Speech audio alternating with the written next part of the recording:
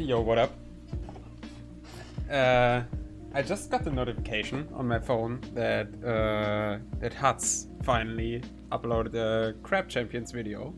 I was kind of wondering whether he would get around to it at some point. He also made a Ravens Watch video lately. Like, I don't know, it's been 3 years again. 3 years, yeah, sure. 3 days since he uploaded it, I think, but also like way later after I picked it up, which is interesting. I wonder if he'll ever do a video about Spiritfall. So I guess if they don't like sponsor him, I don't know if he like feels enticed to do it or whatever. But yeah, I don't know. It's interesting that for once I'm actually like finding roguelikes and playing roguelikes without like discovering them first through my go-to roguelike YouTubers. I mean, I guess I'm still discovering a lot of games just through like Alexa and Retromation and whatever, but yeah, I don't know. I kind of feel ahead for once somehow. Like, I don't know. Yeah, just interesting. But yeah, Crab Champions is a game that we're also gonna play soon. I didn't get to it on stream yet because of fucking cope and whatever. But we will get to it soon. Yeah. Let's not talk around too much. It's already quite late. Let me tell you the plan for today. First of all, unmute this, and that's me. What is this magic? Yeah. Hi. Let me tell you the plan for today, boys. Yeah, that's the one and only Ludwig joke I'm ever gonna make on stream. I feel like. Also, hi by the way. Hi Milo, hi Ricky. Yeah, no. Let me tell you the plan for today. Or just for the near future in general, for like this week, whatever. Today we're gonna play like last few little runs of Spiritfall. I have beaten the game since we last talked about it on stream. I think I've mentioned it a bit in the like funny Zelda reaction stream, I think. I have a bit to talk about that, but that when we start the game, I'm gonna get back to that. Yeah, I just wanted to do a last little stream for Spiritfall to like round the little project out for now. We're probably gonna get back to it very soon once there are more updates, but like for now, there's not that much more to see, except for of course like a winning run, which I have not done on stream so far.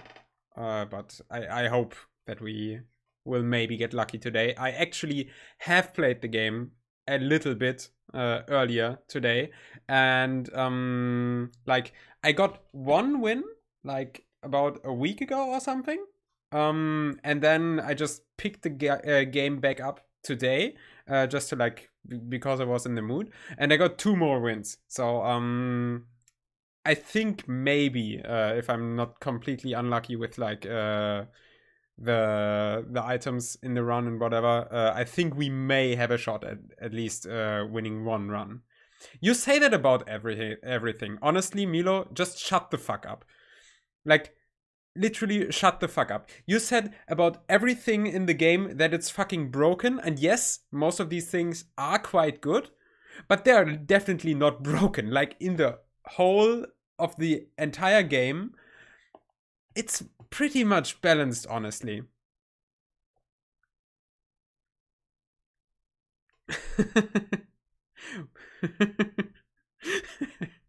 Also, hi. But like, literally, fucking shut the fuck up. They are not broken. You can mash with hammer. you can mesh with hammer. Yes, you can. You absolutely can. You just you just open up, like you approach with whatever your bolt is, or maybe your ult, or whatever makes sense, and then you try to knock the enemy into the air, and then you just up air loop him. That totally works. Also, hi, by the way. Yeah, welcome to the stream. So, yeah, Milo is full of shit, definitely. I mean, yeah, if you feel better with the fists, and like, if you feel better with them and you feel like you can accomplish more with them, that's just like a preference of weapon. Like, honestly, a lot of shit, a lot of my opinions have changed quite a lot. Like, for example, regarding the bow, like I have gotten like I got 2 wins with hammer so far, and 1 with fists, and none with bow so far. So bow might not be as strong as I originally thought, and it may be because I haven't done that many bow runs so far, but yeah. But yeah, like, maybe you're just getting better at the game. Have you ever considered that? But yeah, I don't even know what weapons we will play with today. I think I maybe just go hammer, but I also like my last win was with fists, so I am kind of in the mood for fists. But yeah, we will see about that. But yeah, also please don't backseat game. I like it. It feels bad to like have to preface that, but like I started playing the entire game on the like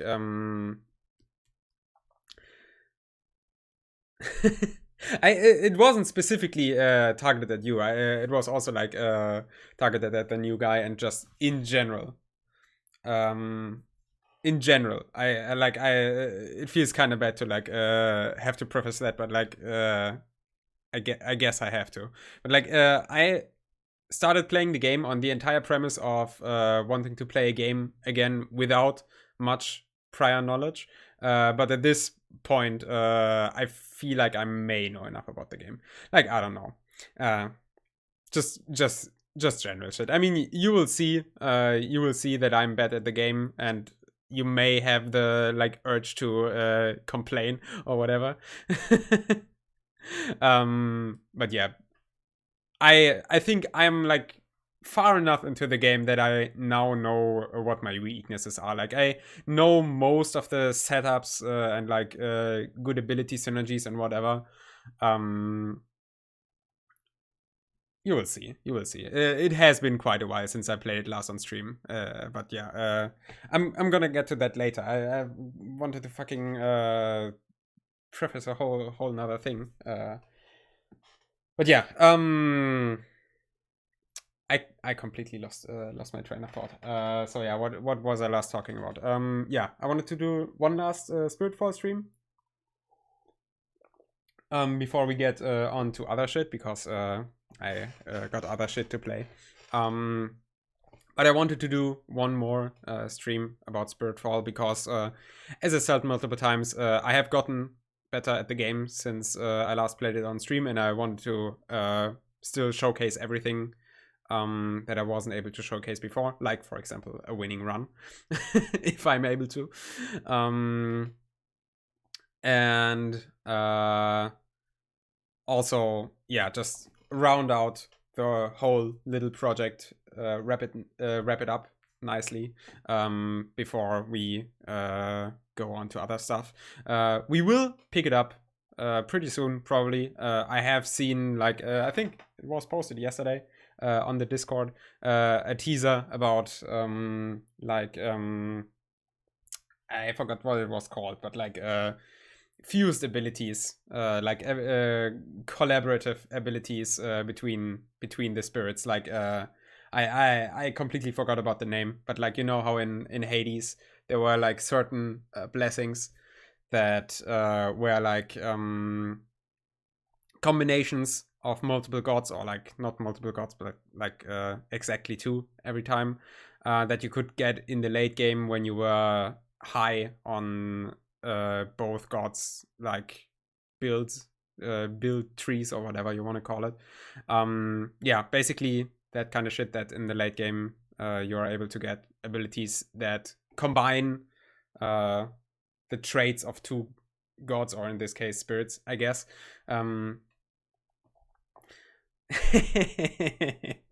Honestly, Navolik is honestly pretty good. Like just as I predicted, I hugely underestimated the entire build. Like in the very beginning, like I predicted in the very beginning that it's probably that Navolik is probably gonna be very underwhelming for me in the very beginning, but I'm gonna like just discover the value later on and be fucking just in awe at how great it is. Like, I wouldn't say it's overpowered. Generally, I'm really against just calling things overpowered, because I'm like, again, Milo just calls everything broken right out of the gate, and in the end, it's just slightly stronger than it should maybe be. But that's fine because it's a fucking single player game, so shut the fuck up. I hate when things that are just good are called overpowered. Like fucking I have watched so much Minecraft content lately where just certain just mid to good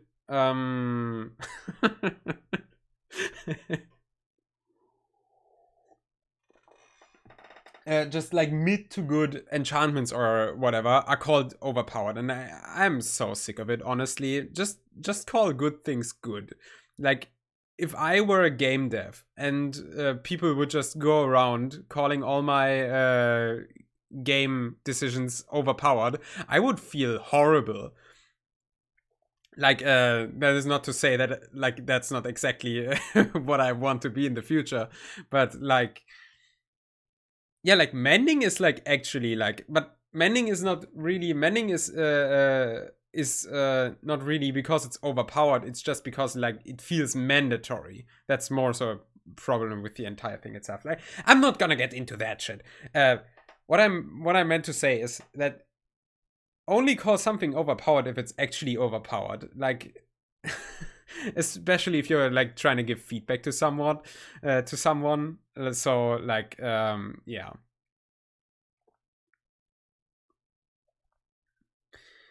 I don't know. Maybe Navolik is overpowered, and I'm still not deep enough into its entire like game idea and whatever. But yeah, I don't know. In my opinion, it's like, it's very strong. Like, don't get me wrong. But like, I don't know. In my opinion, it's not really overpowered. Like, there's a few other things that are very strong as well. Though I guess maybe Navolik is the only spirit where you can like achieve the same level of strength with like less, I guess. Maybe because like other very strong things I'm thinking of is just a whole what was the name of the Phoenix guy? I fucking forgot the name, but like a whole fire build where you just have a fast weapon and then just build up fire and then have combust on that. That is very strong as well. Yeah, Sodash, yeah, thanks.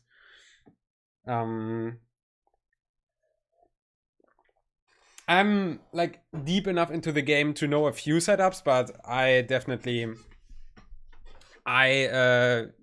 know of a few things that I know I'm not deep enough into yet. For example, Yamthas, for example, is probably one of the two spirits that I have done the least with so far. Like Yamthas and the funny bear guy, which like you can probably tell by how I don't remember that guy's name either, though I'm kind of bad with names in general, so like whatever. Yeah, those two I have not really done a whole run with yet. Like Yamphas, I at least started to Mishred. Yeah, thank you. Yamphas, I at least am somewhat utilizing now because I really like his assist. Like the parry / shield is very, very useful if you like feel kind of unsafe. And he also has a lot of other very useful blessings as well. And like Mishvet also has a few very nice ones, but like unlike for example Sharbora or Navolik or Solesh, like those guys I have explored quite well by now, I would say, and the other ones not so much. But yeah, fucking I don't want to fucking open up a whole fucking game balance discussion right now because like I kind of want to just start to play instead. But yeah, what I wanted to say, there will be updates soon to Spiritfall with like the whole fused abilities or whatever they were called. So we will play the game again once it gets a bit more content, of course. Like I don't know whether I will play it with every single update or whether I want to wait until there's a bit more to get to. But honestly, I will probably just play it whenever there's something new. Like why the hell not, right? It's a nice little roguelike. You can always like just pick it back up. That's the whole point of why I like roguelikes so much. So yeah. But yeah, for now, this is supposed to be the last Spiritfall stream, which is why I just wanted to do it really quick. And yeah, after that, over the week, like the next few days, I will try to finally get to the DRG Easter event before it's gone, because I was not able to get to it at all so far, which is mostly my fault, but like, yeah, try to look for a few eggs before they are gone, and like I don't know, do the event assignment, whatever there is to do, like just DRG stuff, you know the drill. And then after that, we may finally get to Crab Champions, which I also have been wanting to play for, yeah, I mean, over 2 weeks now. Yeah, I mean, like, I raided Deshke on like the 1st of April, which is when I like was able to look at the game for the first time at all. Like, of course, yeah, I mean, it came out on April 1st, but I have not, even though I think I'm actually, I was actually following the game on Twitter, but like, I haven't seen anything about it at all since like the first announcement. So like I thought to myself that yeah, maybe it may be nice, but then when I saw Deshke play it, I actually thought to myself, holy shit, I kind of want to play that. So yeah, and that has been more than 2 weeks. So this week we may finally get to it.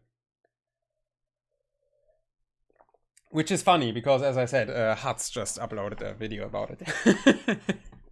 But yeah, so much for that. That's my plan for the rest of the week. Bit of Spiritfall today, then DRG maybe only tomorrow. Maybe we will take 2 days, but more than that, I don't know. I don't think we will need more than that. Also, we don't even have more than 2 days because the event will be gone on Thursday. And yeah, so we only have Tuesday and Wednesday anyway. So yeah, we'll do that. And then after that, we will get to Crab Champions. And yes, these are the plans. Yes. But yeah, for now, let's finally get into a few last runs of Spiritfall. Before we do that, I have a few things, I guess, that I maybe wanted to preface. I don't know.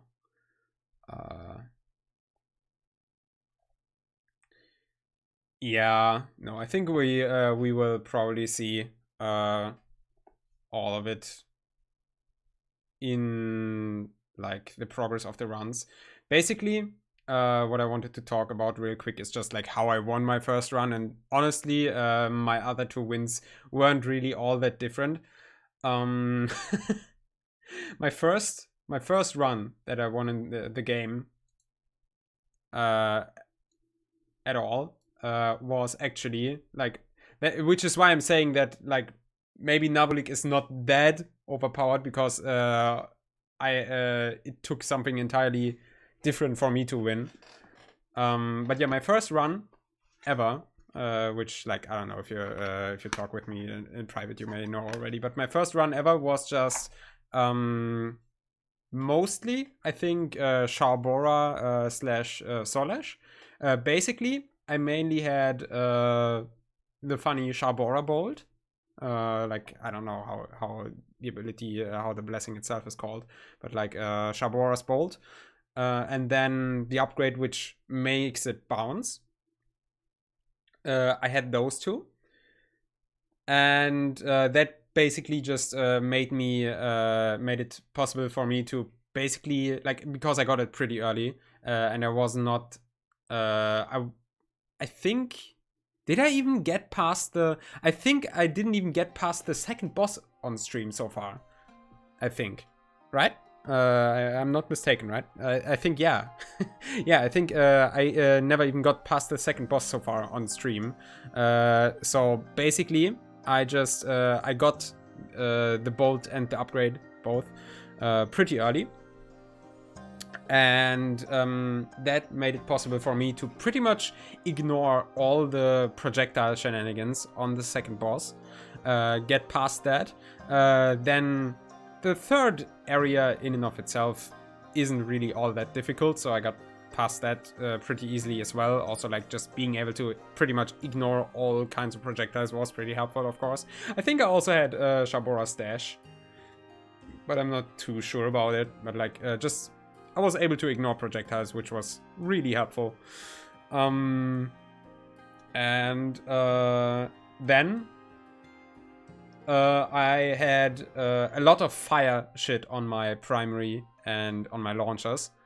And yeah, being able to ignore projectiles is pretty good on the so far final boss, because he works with projectiles quite a lot. So yeah. Beyond that, I picked up a lot of health ups, which was very useful, which I may still need to do, because like I have gotten better at the game. As I said, I have gotten 2 wins just today. But yeah, a lot of health ups was still quite helpful. Yeah, that was pretty much my first win. We will see what we may be able to come up with now. I think I also had Twister, which was of course very helpful. Twister is just really, really good. Yeah, I don't know. Kinda imagined I would have a bit more to say, but I really don't. Regarding stuff I still wanna show. Regarding stuff I still wanna show. In the beginning, when I was just playing the game offline, just like to get more consistent at it, I initially decided to just pick up upgrade materials but not spend them, and spend them all on stream once I get back to it. But yeah, then I never streamed again. So yeah, I decided to just buy the fucking upgrades. So there are a few upgrades which I think, like, I think this one I didn't have on stream last time. I had this one, I think. I know, I think I had all of these ones. There may be like one of these ones which I did not have. I of course bought this one and this one, I think, as well.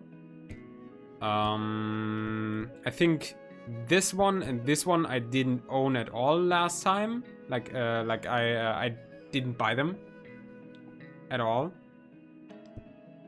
And those I didn't even unlock because of that. I wasn't even able to see them last stream, so I had to take a look at those as well. Like, I don't know, for example, this one seems pretty important. Kind of neat.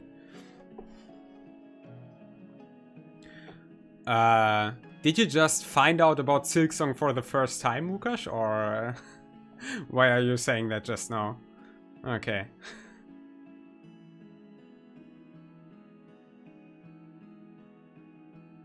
Okay. I mean, technically they did announce Silksong, just not the release day. Silksong is a game that has been announced at some point in the past few years. And yeah, I think I don't know whether I owned this one last time.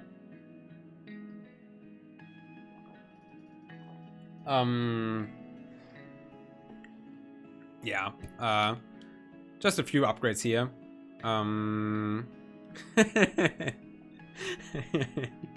Yeah, absolute copium. Then I think, yeah, of course, hallowed grounds in the third area. That one, of course, is new technically. I also did not have this last time. I think I did not buy it before. I think that's pretty much it. Yeah, just hallowed grounds in the third area and the 75% heal. I think all of the other ones I may have bought already. If not, then here you can see all of them anyways. And of course, I also bought all of the weapon upgrades, which pretty much just boils down to better enchantments, like between the areas. Perfect launcher remains charged for a little while. I may just turn off the webcam so you can see better. And then more enchantment slots. That's pretty much all there is. Yeah, I bought all of that off stream, so I thought I'd just tell you guys. Beyond that, yeah, I showed you all of the upgrades. I guess I can show you a bit of the codex, because there's quite a lot of cool stuff in here with like all of the gods and shit. I actually have 100% completed. Wait, what? There's no way. Yeah, no, it's weird how it says 100% complete up there, but that's just because I have technically explored every single spirit. But like, yeah, as you can see, I I think Mishvet at this point is the only god which I have not picked up every upgrade for before, because as I said before, I have never really done a Mishvet run. Maybe we will do one today, but I don't know. For now, he just seems kind of mid to me. But yeah, I want to show you a bit about this, about the codex, because like the funniest thing about the entire codex is just the funny last sentence in the Omen Forge's description, the by any means necessary. I think that's quite funny. And yeah, beyond that, I'm just gonna go through every single entry just for archive purposes. Like, if you guys are interested, then oh yeah, I should probably also like show you the elite forms of every single enemy. This is just like so if someone wants to, they can just pause at any given point in the VOD and look at everything. Because I technically want to show everything, but I of course will not read out every single entry. Yeah, these are enemies from the third area, which you haven't seen on stream so far at all. But they do exist.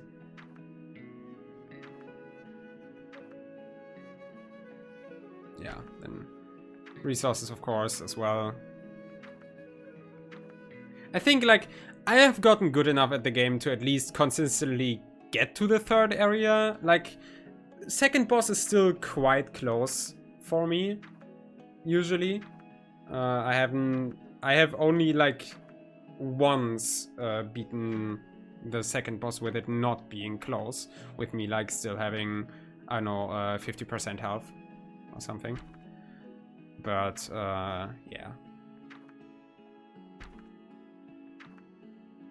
we will see how easy of a time I have.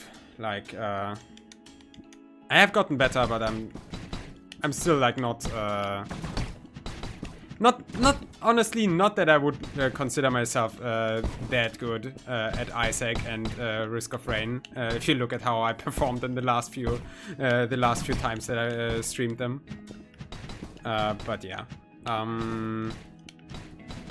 yeah, that's about it. That's the codex.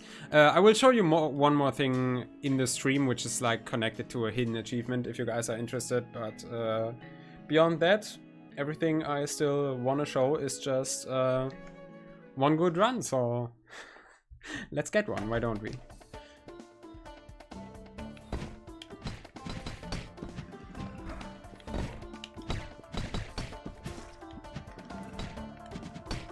Not having streamed the game in quite a while is, I don't know. I don't know. Ooh, Solar Direct right off the bat. That's very cool.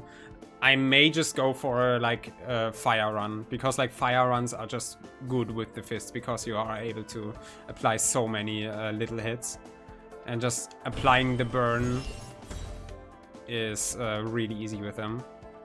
Oh, also Solish and fucking I forgot the name of the wolf. Kelumin or something. It's on my tongue. I think I'm close, but I don't think that's it. But yeah, 3 very cool spirits. Honestly, might be my favorite 3. Might be my favorite 3. Okay, yeah, I was right after all. But yeah, not having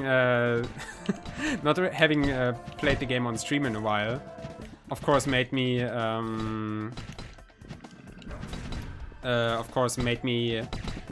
play the last few runs in relative silence. So I wonder how easy of a time I will have commentating on this side. Obviously not that easy of a time going by how I'm doing now, but like yeah. But yeah, usually, you know how you're only able to pick up one of these. Like you have to decide which one of the upgrade materials you want. But if you time your dash right, basically just press the collect button and dash at the same time, and then press again once you reach the second one, you're able to take both. And as you can see, the statue is quite upset about it. As it said, avarice will be punished, and yeah, there's a hidden achievement for that. Beyond that, I don't think there's too much about it right now. Like, I think you can like do it 3 times per run or something, and after that you are not able to get any more materials in the entire rest of the run whatsoever. But like doing it once isn't really punished as far as I know. And yeah, there's also like, beyond just not getting any more materials, I don't think there's any real punishment in for it so far. And since I already have all the upgrades, that's like, I don't know, doesn't really matter too much to me right now. I think I'm gonna just go Solish here, because I want to get my fire build up and running as fast as possible, of course, which mostly will just consist of the fire normal attack, which we already have, and then fire launcher is also very helpful, though of course not needed. And then most importantly, combust is very important, flare up is very useful. I tried to dash that one. I pressed the wrong button on that one. That one's on me.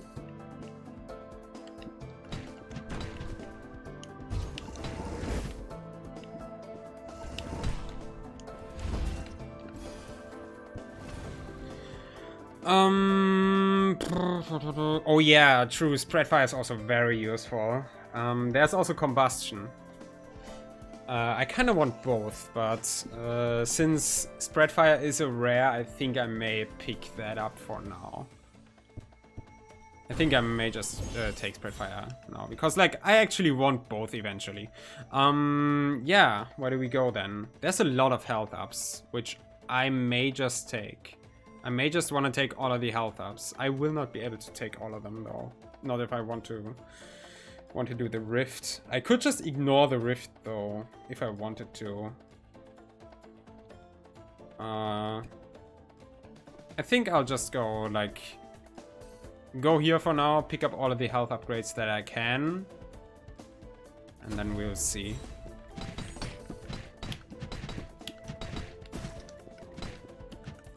Because, as I said, on all of my winning runs, like especially on my first winning run, but also on my other two, I got quite a lot of health ups, so I kind of still need those to win. I'm not that good at the game yet to like not take any damage. So yeah. Yeah, crit launcher is pretty good. Howling bolt is just really fun to play with.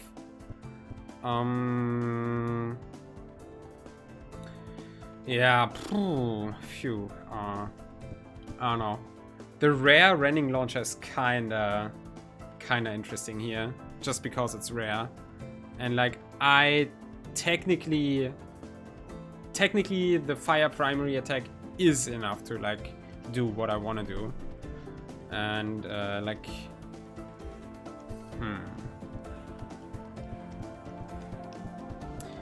I think just because it's rare, I'm just gonna take it. Fuck it. Don't want to think about it too much.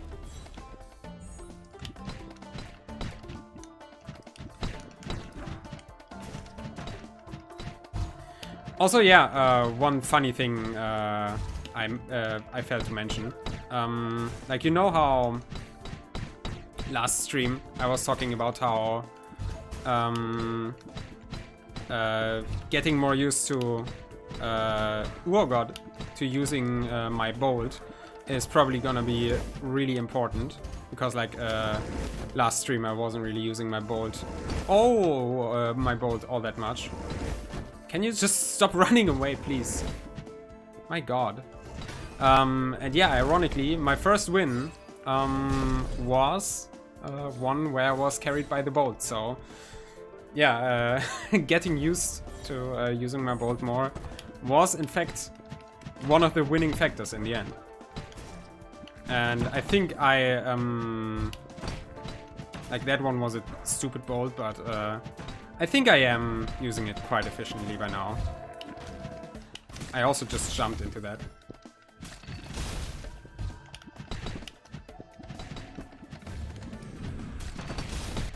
Like, don't be deceived by my gameplay right now. I actually have been playing a bit better when I was playing on my own, but just having to talk at the same time. I tend to underestimate how difficult it actually makes it to like concentrate on gameplay and talking coherently at the same time. In the end, I just tend to not do either one well, as you can tell.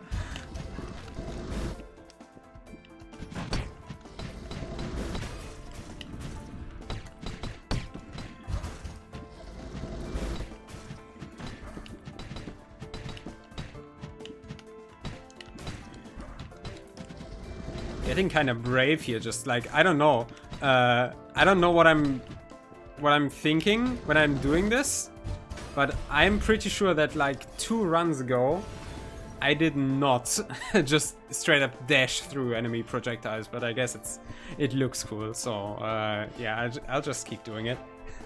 So far I didn't get punished for it. Yeah, flare up is pretty much the only really good thing here, and it's also something I want, so I'm just gonna take it. So yeah, we could now get both health upgrades and not get the rift, or we could settle for one of the health upgrades and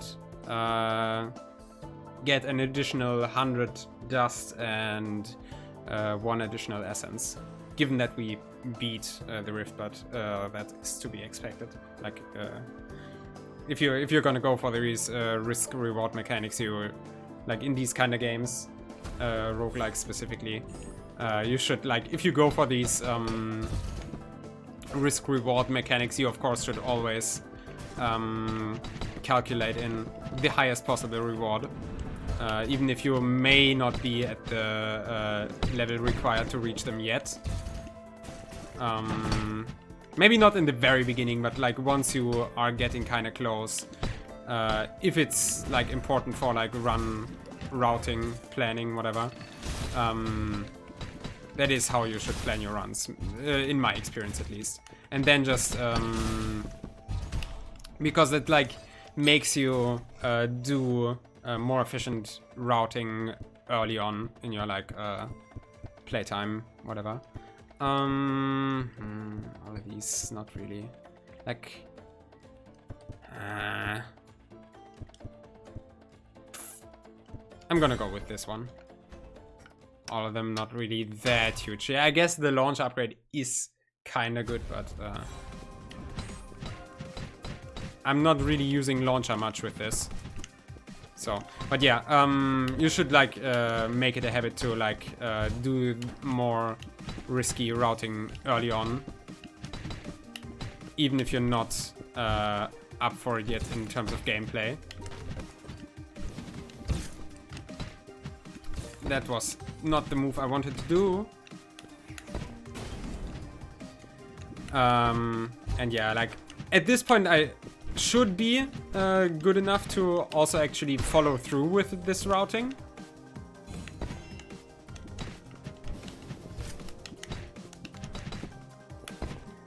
Oh god.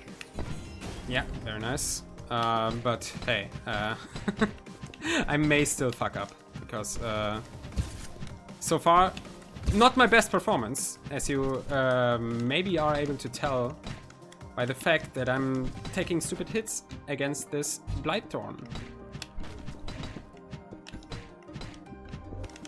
I mean, it's fine. I am still getting my heal from the shop, and I do not need that much health for the boss, but still kind of a bummer to take that much damage. Really not necessary, but yeah, whatever. Now at least we have more than enough money to buy everything here. Yeah, no, none of these really anything I want. I'm just gonna go for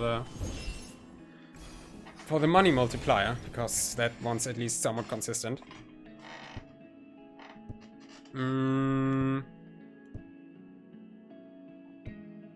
Yeah, nothing I really actually want all that much. Like this one's kinda okay. If I combine it with like the ouch. With the one Solish upgrade, I'm really playing like shit right now. If I combine it with the one Solish upgrade, that makes me periodically burst into flames around me if my multiplier is high enough. Like getting the one according Calamine upgrade that I just got makes that one a bit more consistent.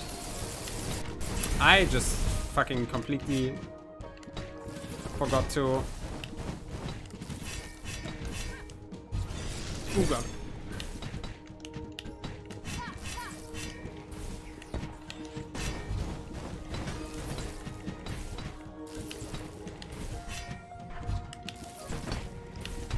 We got this though, we got this. Easy, easy.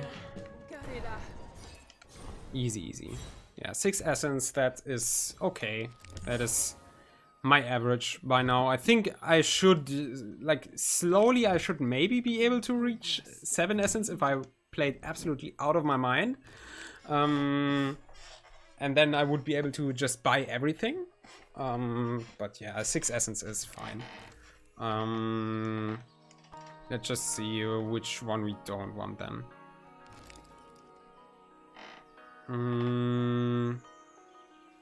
Yeah, these ones are actually not that interesting to me. I'm just gonna go with these two. Those are pretty good. And then I mean this one is pretty good actually. Yeah, let's just take these two and that's fine. There's a lot of fucking upgrade crystals here. Not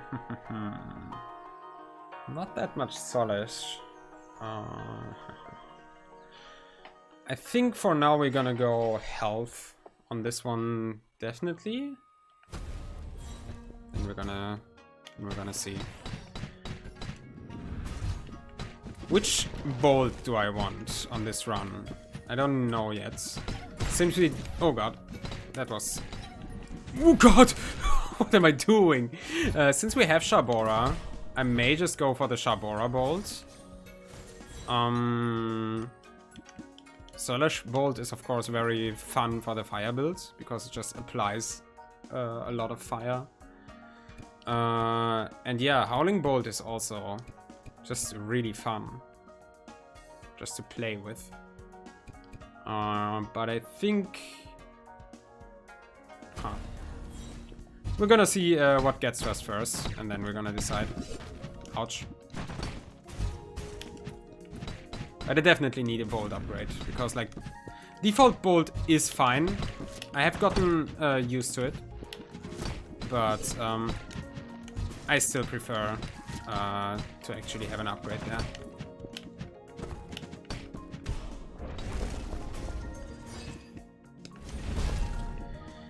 Okay, what do we got? Ooh, an epic dash. That's quite fun. Rare relic chest here is also kind of fun.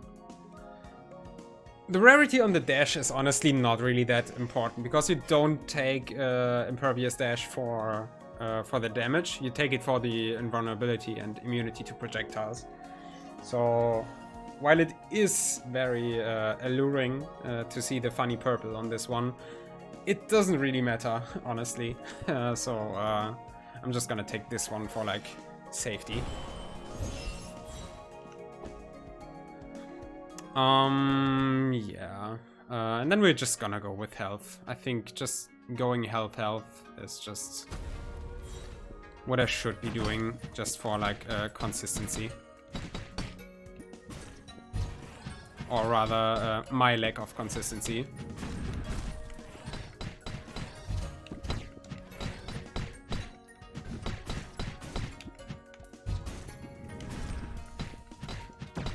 Elite Rose Warrior. Just clap him. And he's, I think he's true comboed. Yeah, he gets true comboed by the plant now. That is very fun when there's a plant on the ceiling and whoever's below it just gets true comboed. That is always very funny. Okay, yeah. Then...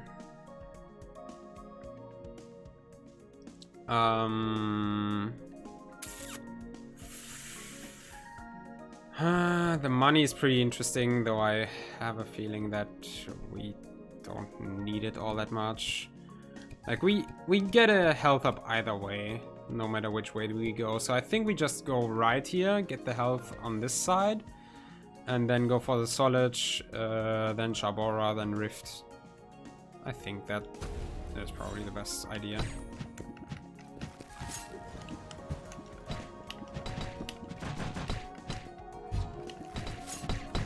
Because we still do need quite a few Solage upgrades. We still need Combust, most importantly.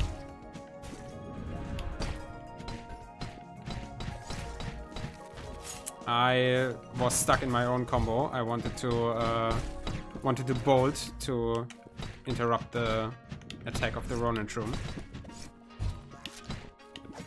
Okay.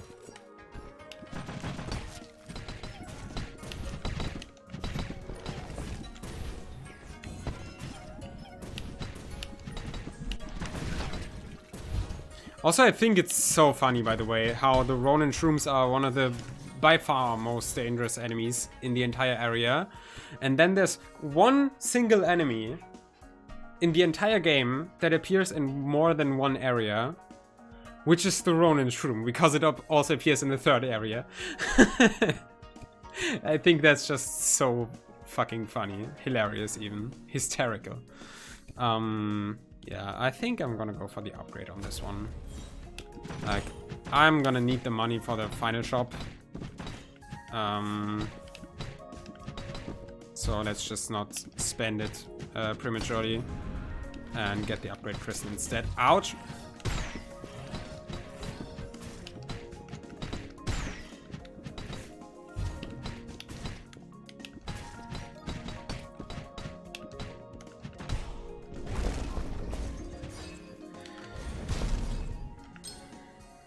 Okay,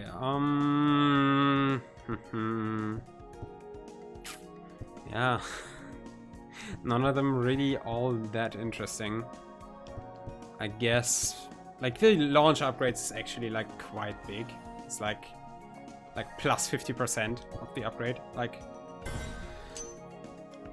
the first crystal on most of these is really just pretty rewarding. And hi, Lugi.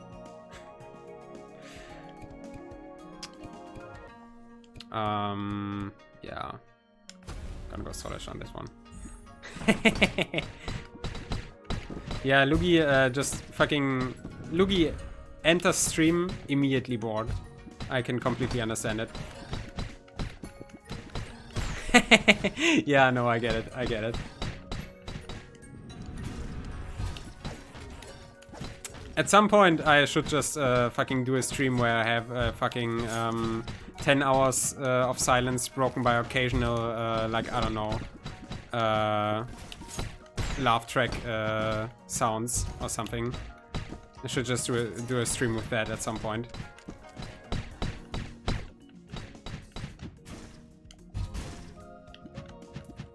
Well, what are you doing here then? Ouch.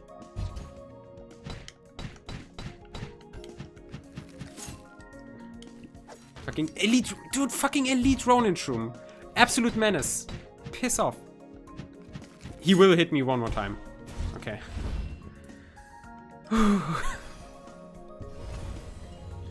Okay, dash is, you know, Wings of Flame is really fun for combos, but I really want combust.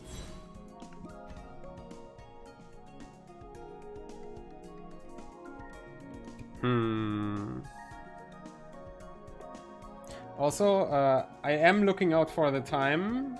No, there's still a few more seconds to go. Okay, now it's fucking 12 AM. Ricky, happy birthday.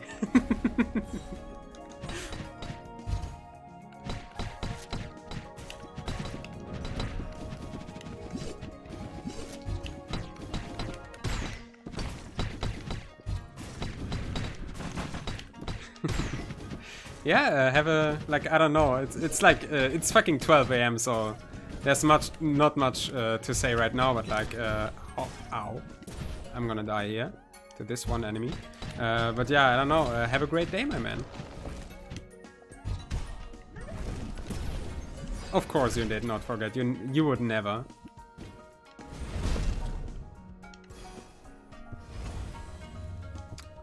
Dash. Safeguard is pretty useful. I'm just gonna take the dash now.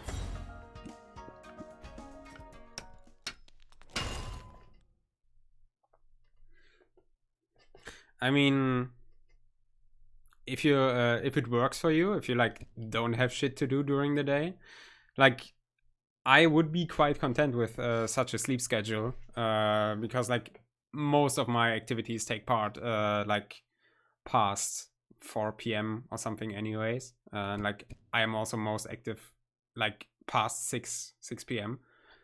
But yeah, unfortunately, oh god, please, this guy's gonna fuck me up. I hate this one.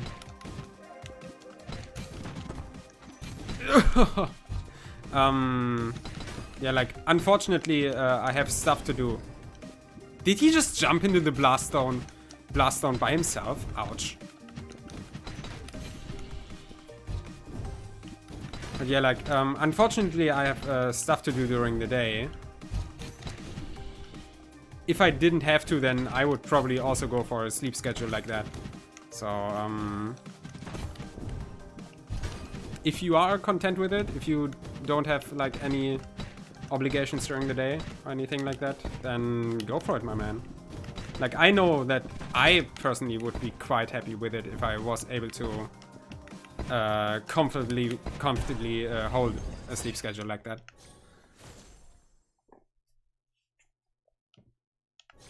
Yeah, I mean, if you're content with it, then everything's all right. So, yeah. Then have a great great day, like during the night. Like I don't care. Okay, pick up the Shabora first in case we get the more healing blessing, which we did not get, but we did, however, get Twister finally. Not upgraded, which is kind of yucky because like on Twister you actually do want the upgrades.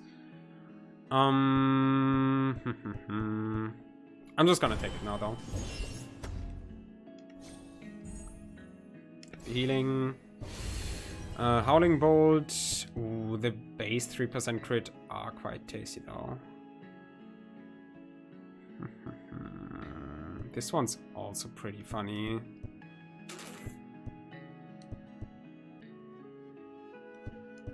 I'm gonna take the base crit and hope for maybe Shabora Bolt in the future if we are able to survive this boss. Like, we are not quite enough high health that I'm comfortable to say that we are able to beat it. Like, I'm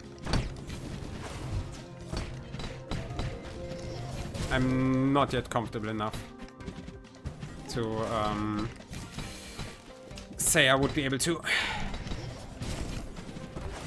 I did get a bit better at like playing around these guys' attacks, but I'm still, as you can tell, I'm still getting caught off guard quite often, so.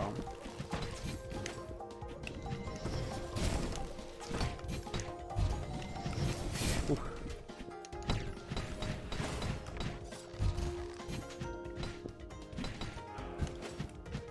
I need to actually concentrate. Dude, that was close.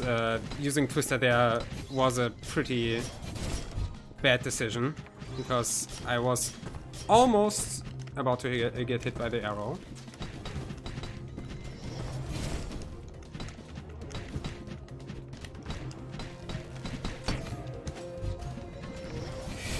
But yeah, being able... Ooh, God. Ouch. I'm getting hit by everything right now. But yeah, being able to combo these guys. Oh god, incredibly important. Okay, I got them down very like at the same time, which was very useful, so I didn't have to. I actually skipped phase 2. Okay, I'm fucking super nervous. Yeah. Good night, Luby. Thanks for coming by, and yeah. Have a great dream.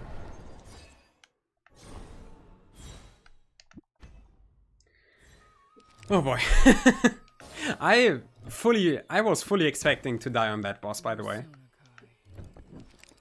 I was fully expecting to die here, but yeah, we now got further than I ever got on stream, so I'm already quite happy. And I think we should have... Yeah, we have... No. Do we? Yes, we have exactly enough to just get everything, so we should just do exactly that, because there's no reason not to. Not even gonna read through what everything does. Okay, we got Nabulik.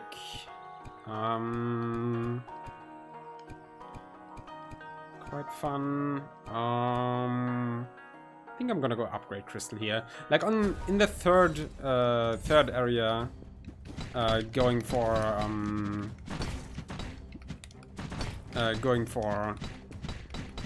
money is actually quite useless usually, because you get a lot of money just passively usually.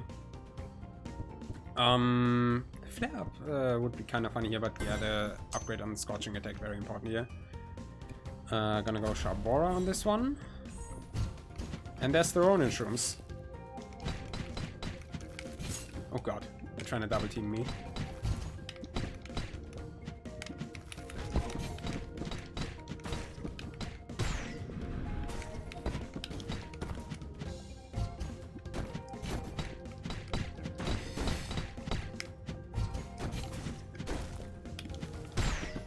But yeah, using your bolt to just interrupt enemy attacks from afar, very important.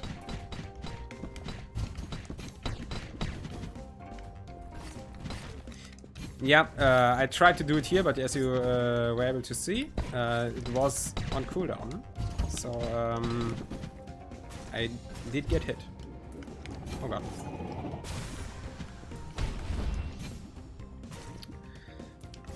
Okay, please give me, yes, the bolt. I was kind of hoping for that one. Winds of Change is also really funny, like Winds of Change on Epic, but I'm planning not to take that much damage, so I think, yeah, Impervious Bolt is just...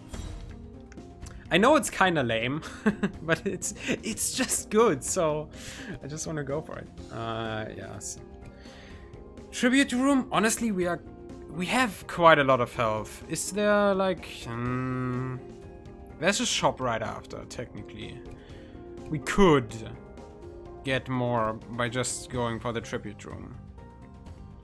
But I think I'm just gonna go for Solash instead. Because I'm not that confident. Out.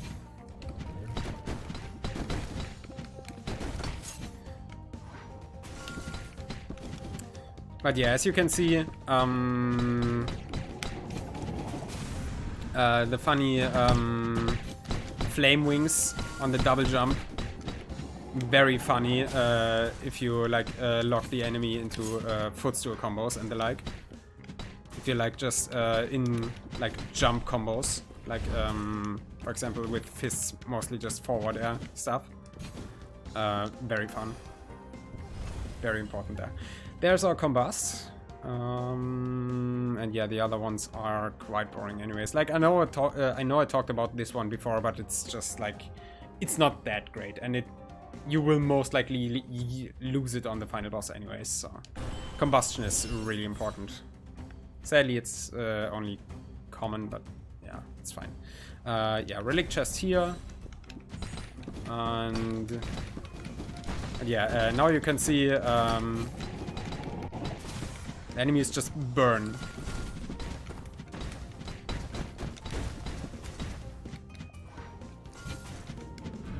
Very fun.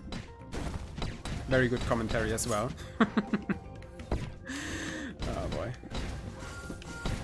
But I mean, it's working.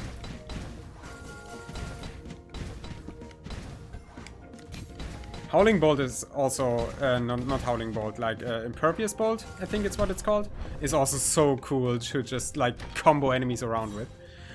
The 2 air jumps are really useful on this one, so I'm not gonna complain. Take the health up on this one.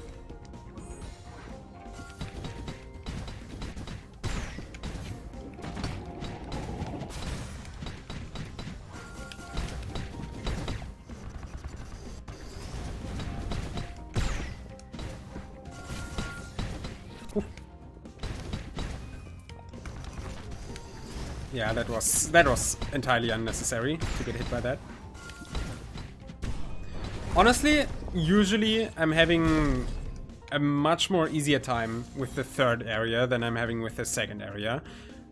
That may be because by the 3rd area you just have more stuff to like combo enemies around with, so that they don't really get to do anything. That may be one of the reasons, because it usually is in these kind of games. If there's like any reason for having an easier time with later areas than earlier areas. But I also, oh god, I also genuinely think that some enemies in the 3rd area just do less, maybe. Maybe I also just didn't learn to fear them as much yet. That may also be a reason. Indoor shoes and alcohol. I mean, The shoes are probably like pretty nice.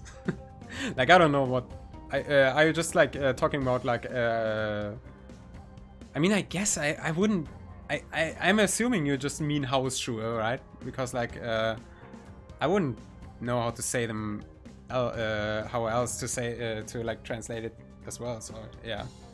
But yeah, I mean yeah, those are probably quite nice if they're comfortable. Like I mean I for one know that like once I got like indoor slippers for my birthday because I needed some, and I literally wear them every day, so great present. Great present. And yeah, like alcohol, like I personally don't like alcohol, so not much I am able to say about that. Yeah, all three of those aren't really that great. I'm just gonna go with this one because that one I can actually use. I have more than enough money for the final shop, so definitely gonna go with the relic here. Also go with the money still. Get the money if it's free. The flame wings are also just great to approach enemies from below. Like if there's like, oh god, if there's like flying enemies above you, you can just basically just jump into them and not be afraid about what they're gonna do to you if you're just approaching them with literally wings of fire. Come on, get down here. Okay, what do we get for the last one? Not gonna do all that much, but eh.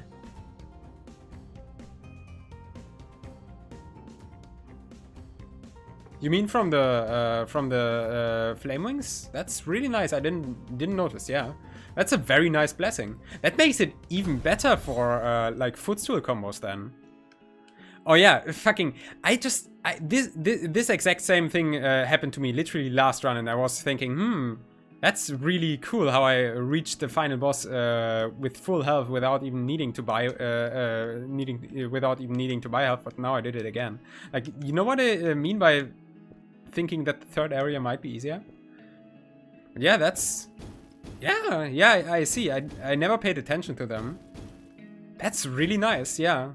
Very nice.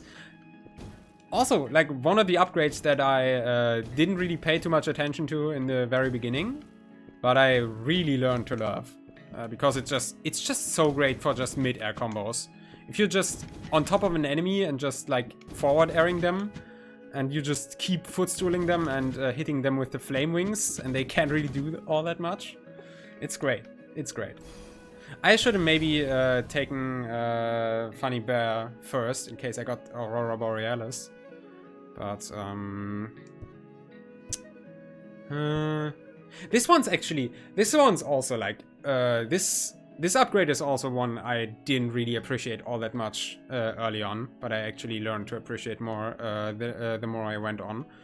Like, I don't know what I thought in the very beginning, but it essentially just means that I do 30% more damage during the second half of a boss fight, with no like detriments or anything. 30% considering what other damage multipliers you get in this game, because like other damage multipliers usually are only like around like 10 or 15% at most, like beyond of course the damage multipliers you get on your primary attack and launcher. Considering how small even a few of the biggest damage multipliers in this game usually are, 30% is a lot. Like free 30% damage is just great. I don't know why I like ignored it that much in the beginning. And yeah, this is what I was talking about. But like honestly, Aurora Borealis, I think there's no tier above Epic yet, so it wouldn't even have done anything anyways. Let's just do this, yeah. This is also like, I was kind of shitting on this upgrade early on, but considering how much you're probably gonna get hit on like boss fights if you don't play perfectly well, this is technically 25% free damage. Another huge damage multiplier. Like, sure, you gotta take damage a lot in order for it to take effect, but like, either you don't take damage and you win because you survive, or you take damage and you win because you outdamage the boss. It's win-win. I don't know what I was thinking.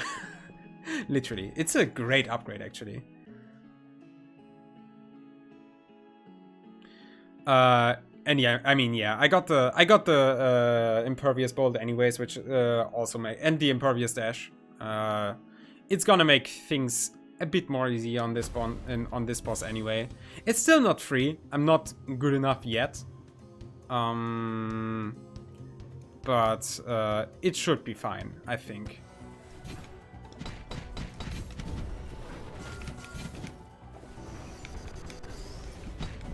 Oh god. Yeah, I'm taking quite a lot of damage because I'm just stupid. I'm just not paying attention. I also got a lot of health, luckily. I literally just stood inside that. I could have comboed him there.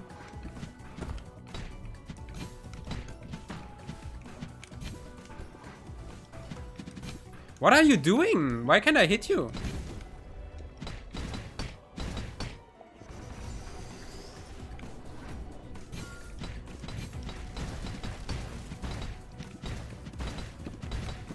But yeah, the ouch. The funny Solash build, also really fun. Really funny for just dealing damage. He's already at half health, and now the damage multiplier of the 30% is just kicking in.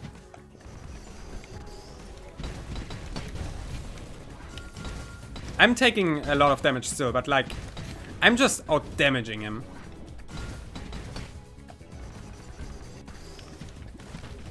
Oh god. Like, I'm taking more and more damage, but I'm still chilling. I'm still at half health, and he's almost dead. Easy fucking clap.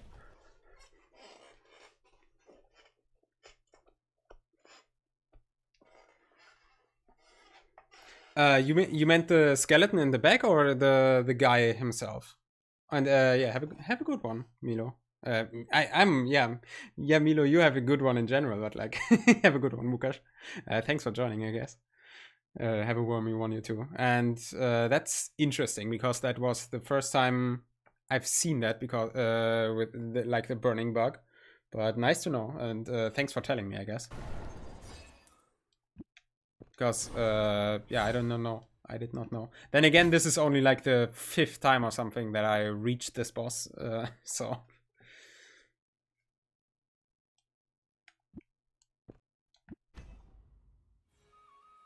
And yeah, this is the end of the game so far. Omen Forged. It is not yet time for us to meet. Trust in fate. It has gotten you this far.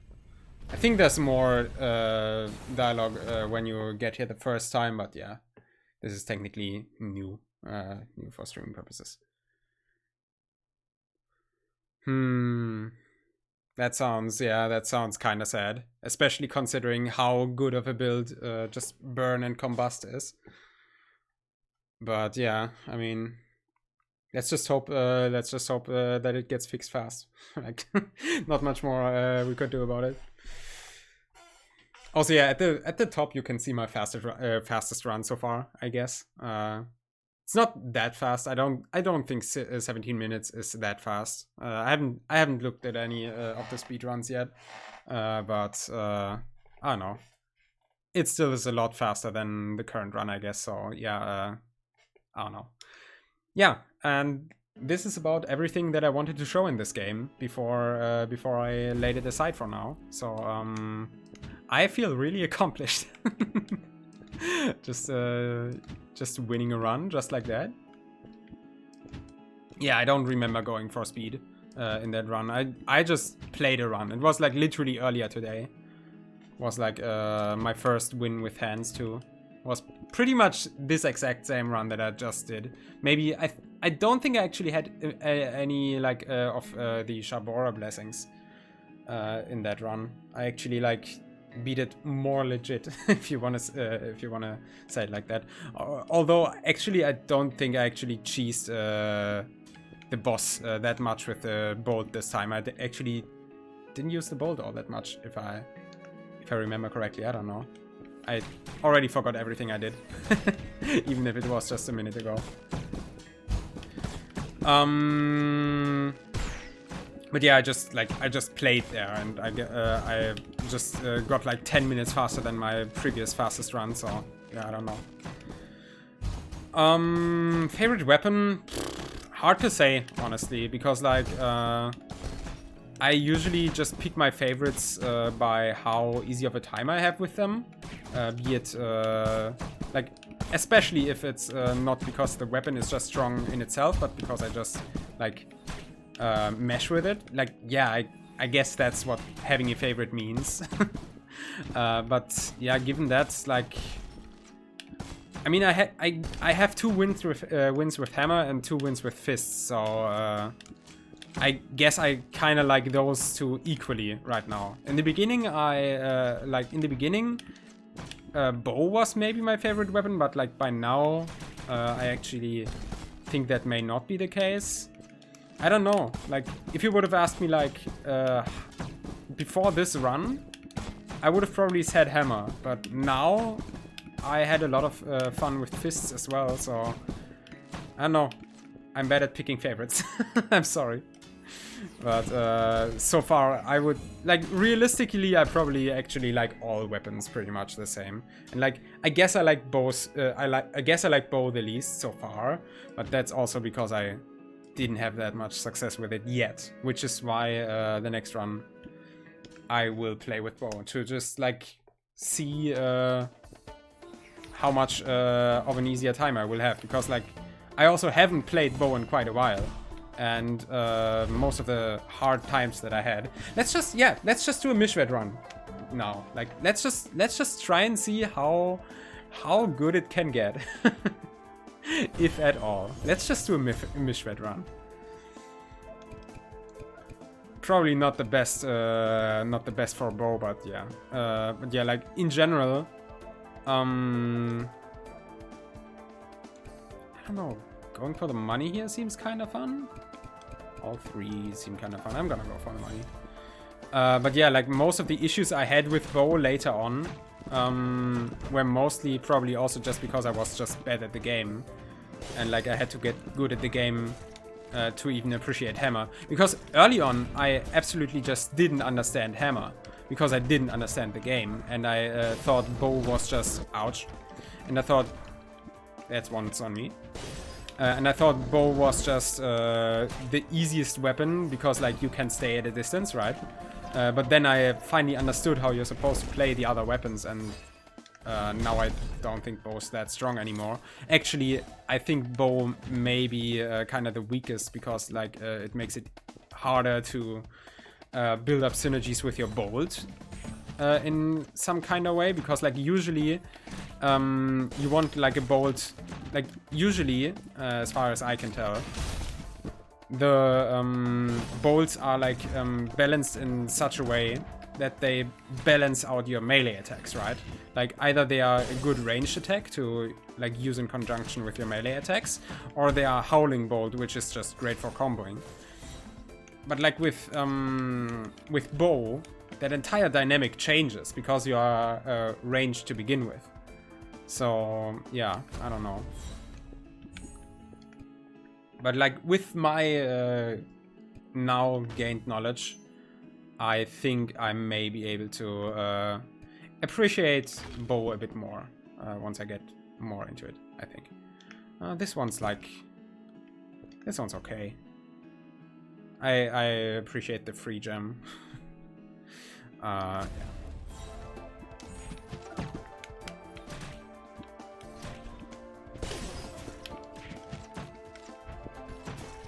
Yeah, going into this run, I gotta say, early on, I was of the opinion that Mishwed's Bolt is really fun, and I am still of that same opinion.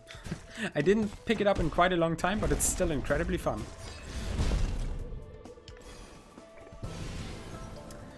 Rending attack. Ooh. Phew, phew, phew, phew. Just doing a crit build is also really fun though.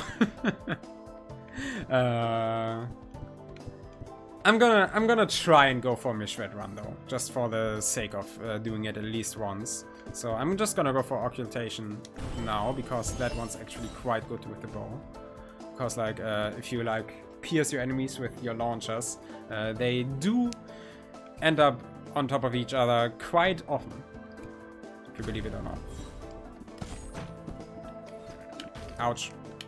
I just stood there and took that.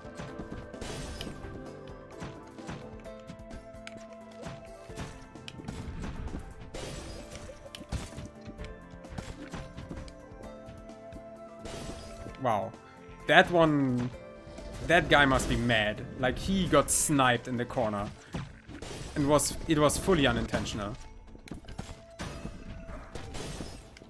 Like, just the range... or like, rather, the area of effect of Mishvet's bolt is really funny. Really funny. Like, damage-wise, like, just for the sake of doing damage, it may be my favorite bolt. But, since that's usually not what I want to do with bolts, like, I don't know. That's what we're doing this run for, though. To find out how fun a Mishvet run can actually become.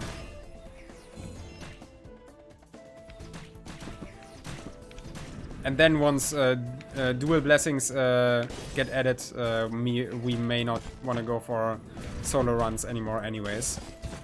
So...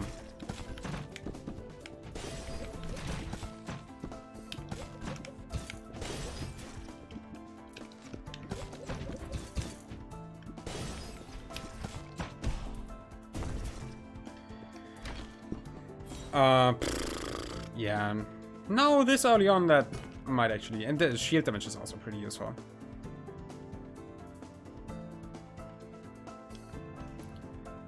Is the new spirit gonna be like the raccoon guy? Because like I was wondering about that one, because like he's everywhere. He's like on the yeah, he's on the title screen. He even has his role on the Discord already. So I was wondering how where he was, like, because I was figuring that in the lobby there was like a broken statue, and I was figuring that maybe you just unlock him by beating the game for the first time.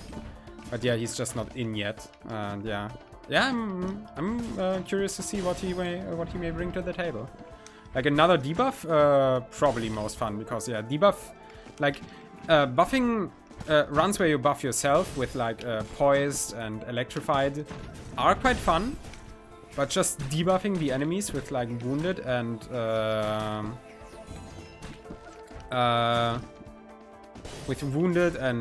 burning.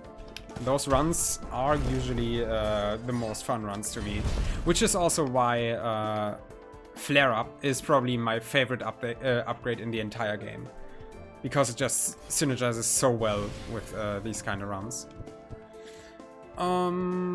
Yeah, this one's probably gonna be quite useful. I don't know if I want to have the assist already. Like, it's rare. But I think assist may be just the one thing where I may want to take something else. I'm just gonna take it though, fuck it.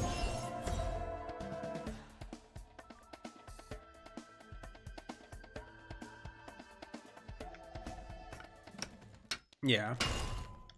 Oh yeah, we're already at the rift.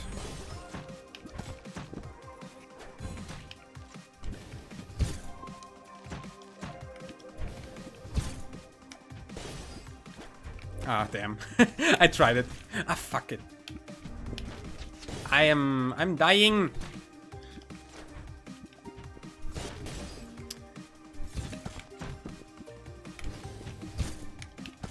I'm just trying to forward her down.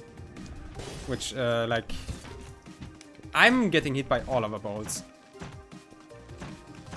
Also, yes, this Blightworm, this Blightthorn, Blightworm, yeah. She's quite wormy. Yeah, this Blightthorn is female for me. Oh god. I got a bit greedy here, but can you blame me? Come on.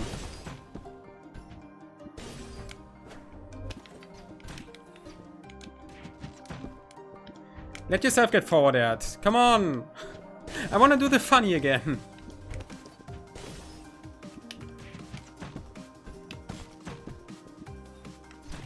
Just get blasted up the top then. That may be a KO, not enough yet. Oh god. I'm gonna die here, ain't I? Oh god! Okay, she should not, yeah, okay. That was unnecessarily close. Unnecessary. This one's also really cool, yeah. This one's really cool, but I do need an attack upgrade, like now. Base crit, really fun. Yep.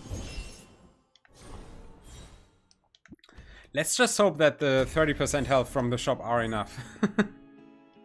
They should be. They should be, but still. I took way too much damage. Like, I don't know why, but I have such a hard time. Like, I'm pretty good at, like, reading her bolts and, like, knowing when they come out, usually. Like, if she gets out of the combo in the first place. But somehow I still get hit by them every time, because I just think, yes, I should just bolt in order to interrupt her bolt cast. But, yeah, no, that's not how it works when it's already out. The only bolt that, like, would help me there would be impervious bolt. But, yeah, whatever. This one's quite good, though it will not help me in the boss. Breaking the ice is also, honestly, like, I'm not too sure about breaking the ice. Like, initially, it seemed like a great upgrade, but it's only for the first hit. So unless you, like, run a build where you do nothing but perfect launches, it's not really all that great. I'm gonna go with this one because it's rare.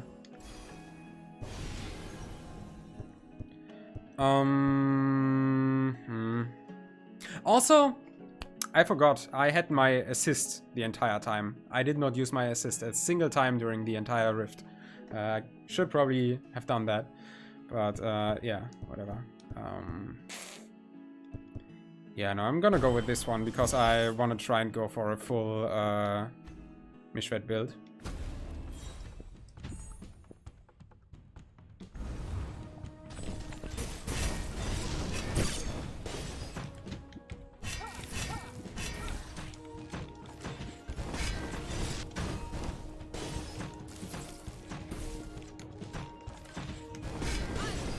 Oh god.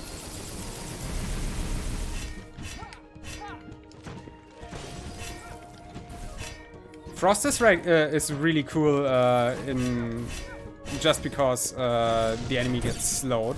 So if you're a bad gamer, such as I am, and do not have a great reaction time, then damn, holy shit! I don't think I took a single point of damage during that fight. Because yeah, if you have bad reaction time, such as I do, just slow down the enemy. Easy. Hell yeah, hell yeah. I think I redeemed myself there. We only have 5 essence though.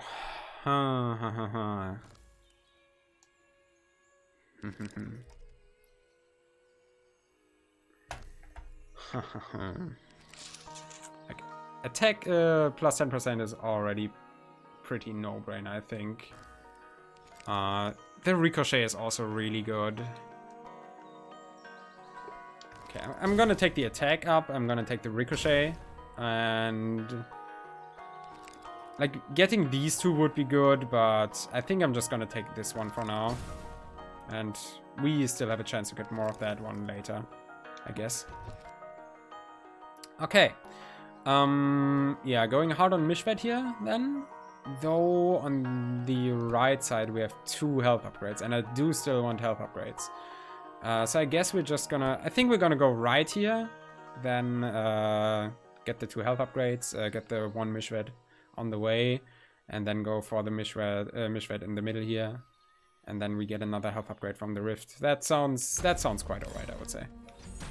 That sounds quite alright.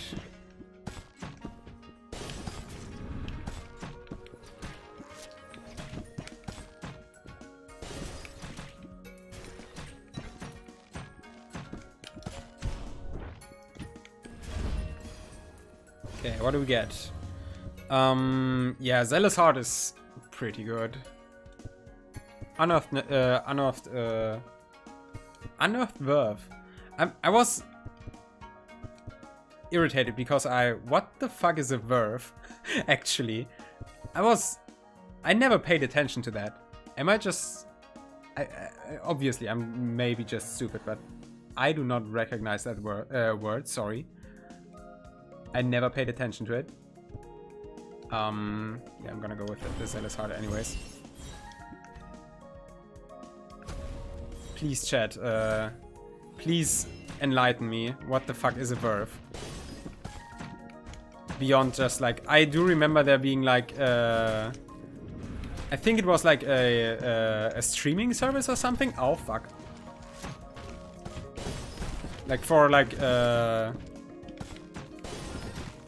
a year or something, like 1 year ago, not 1 year ago, like it's probably like 4 years ago already. It was like one of the most common YouTube sponsors. I remember something like that. Spirit Vigor of Enthusiasm. Okay, interesting. I jumped into that.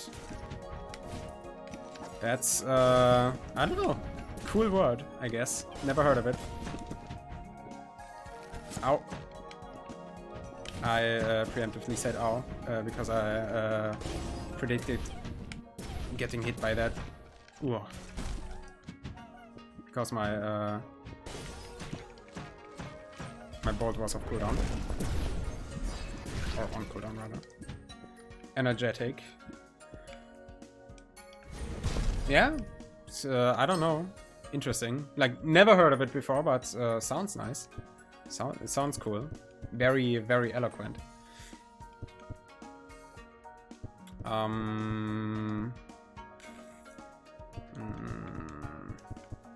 Guess I'm just gonna upgrade Zealous Heart here.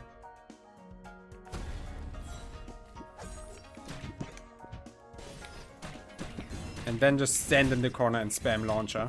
They can't do anything. Why are you still alive?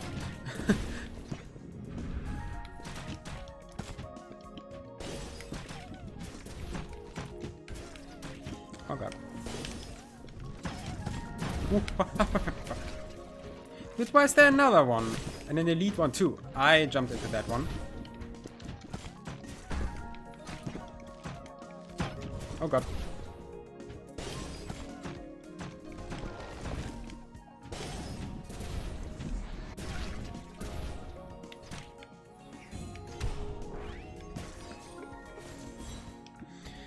Yeah, I mean, my health doesn't look too good, but I think so far we're doing fine still. Like, we just need to, oh god. Okay, then I jumped into that one instead. We just need to find a source of healing or survive until the shop at the end of this area, and then we are very much fine, I think. Like, I mean, I guess we should still try to get some healing from somewhere else still. Because I do think... Oh god. We may need a bit more health for the boss of this area. Because, again, I'm still not that good with them yet. But yeah. Aurora Borealis. At this time of year, at this time of day, localized entirely within my selection of blessings. I don't know what to think about glaciating frost yet. Like, it seems good. It seems good. I don't fully understand it yet, though, I think. I don't know. I think I should probably just, because all of those are not that great and also common, I think I should just go with the Aurora Borealis. Okay, so like just a side grade pretty much, I would guess. Like, I mean, I guess the like complete freeze that it gives you is like kinda good against like smaller enemies, I would say. But like smaller enemies usually aren't the issue anyways. Like as long as you have enough crowd control to just keep everything stun locked, you should only have to worry about bosses, and on bosses it just doesn't do anything, right? Like, I don't know.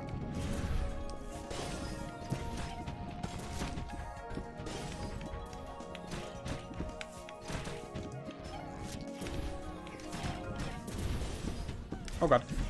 He's coming. Oh god. Oh god. I'm just gonna shoot from here. Oh, there's another one down here. That's why there were so many, like, funny boom pods over here. I don't know how the little guys are called. I only know a fraction of the enemy names. Mostly of those who are really scary to me. Yeah, that sounds about right, yeah. I could, if I wanted to, I could ignore the one Mishvet here and go for the Hallowed Grounds, just to be safe. I think I may have to do that. Just deviate from the planet a little bit. It's one Mishvet I have to like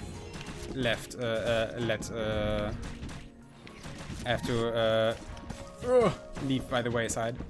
But I think that should be worth it if I consider that it means my survival.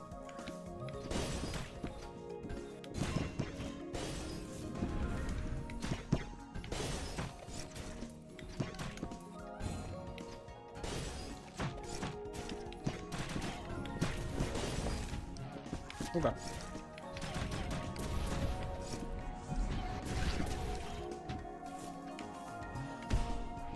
It's so funny still when enemies just get fucking true comboed by plants on the ceiling. It's hilarious. I don't know what else to say about it. Yeah, I'm gonna go with the attack upgrade here, I guess. And then we're gonna go for the Hallowed Ground. Like, I could play more risky, but I also have to consider that I still have the Rift ahead of me, and I may take unnecessary damage in here, so yeah. I literally showed it off at the very beginning of stream. Yes, I know. Like, if you mean the funny reward statues, but I don't care because I already have all of the upgrades. So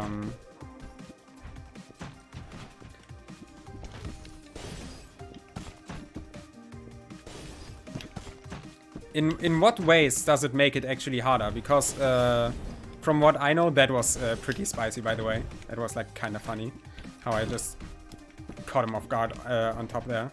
Like, to my knowledge, you just get more problems with finding more upgrades, but like... Oh damn, I didn't even fucking pay attention. I looked at chat and he just fucking got spiked by the bomb.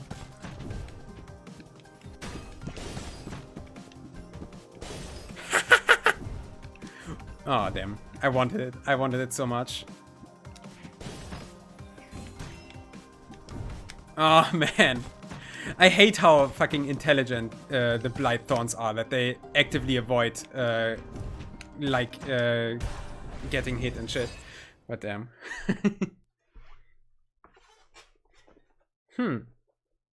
Yeah, I mean that's all I knew as well. Just that the statue just doesn't want to give you a shit anymore at some point. But if it like actually makes the run harder, that actually also like, I guess it makes it harder in some ways, but well, I mean, if it increases elite spawn frequency, then in some ways it could actually make the game easier if you like have a lot of shit that like relies on you killing elites, like how there's like the one enchantment that for the hammer that or I don't think it's specifically for the hammer, for like there's just one upgrade. I think it's a relic, right? A relic which heals you if you kill an elite. Like if you have that one, for example, then getting more elites might actually be a good thing. But yeah, nice to know, because I actually never knew. I never knew. I may consider that as a as a routing option then in the future. I still have the Aurora Borealis buff active, I think, so. Cooldown speed's faster. Could be nice. I think I'm just gonna go for the freezing launcher here though. Because like this, while this one is very good, the way I play it rarely applies. And this one is also just like, it's nice. I'm gonna go with this one.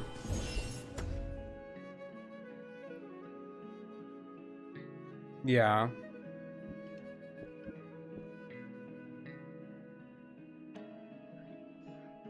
Do enemies actually, like, I was unsure whether whether enemies actually dropped dust by themselves, because I usually got the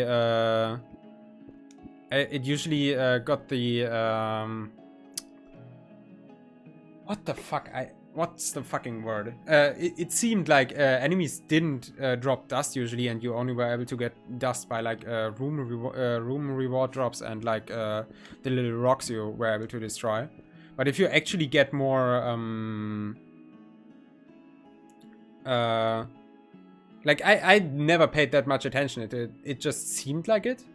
But yeah, it's just little. Yeah, but then, yeah, because I was kind of questioning, because in other roguelikes, it's usually a good thing at some point to just get more elites. Like, for example, with Isaac, it just means you get more pickup drops.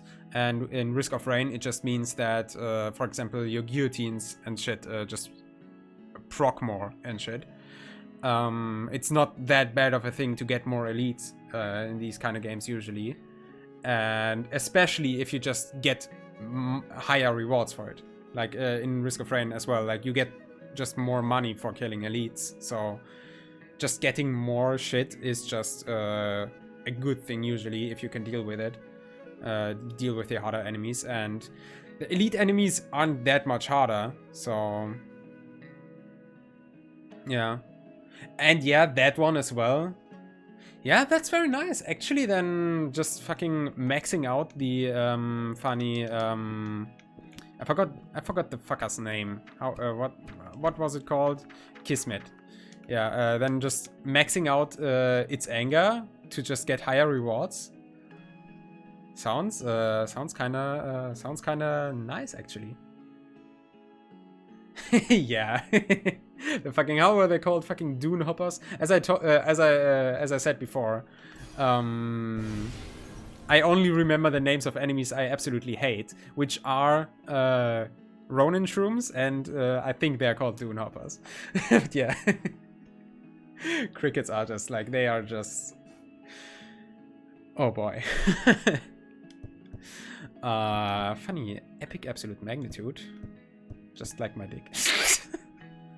None of those really that fun. Like, this one's kind of nice, I guess, but like, I think I should have already more than enough. I'm just gonna take this one. I get enough essence most of the time anyways. No, that's a call out. I'm just gonna buy the health, fuck it. It might make a difference.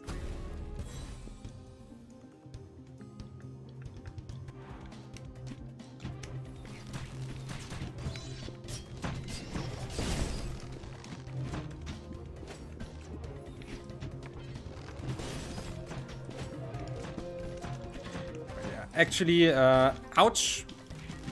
I'm gonna try to concentrate a bit here. Because like fighting them with bow is actually completely new to me, more or less. Because with other weapons by now, I kind of am able to figure out when I'm able to like combo them and shit to maximize my damage and whatnot. But with bow, you can't really combo that much. I think the bow guy is dead. Ouch. Should not be here. Oh, damn! I'm already on phase 3.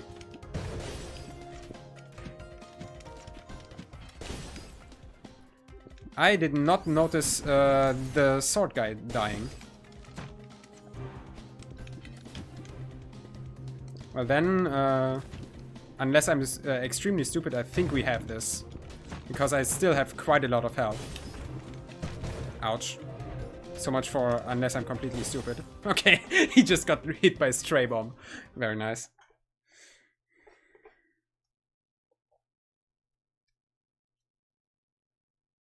More or less, you could say, yeah. I mean, it's 3 people, but yeah, you could say that, yeah.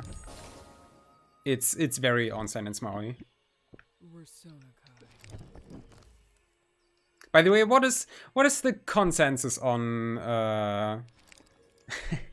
what is the consensus on the pronunciation of Ornstein? Because like I'm used to calling him Ornstein because like I'm German, obviously, but I think most like English people call him Ornstein, but I think Ornstein just sounds more appealing. So what do you guys know about that?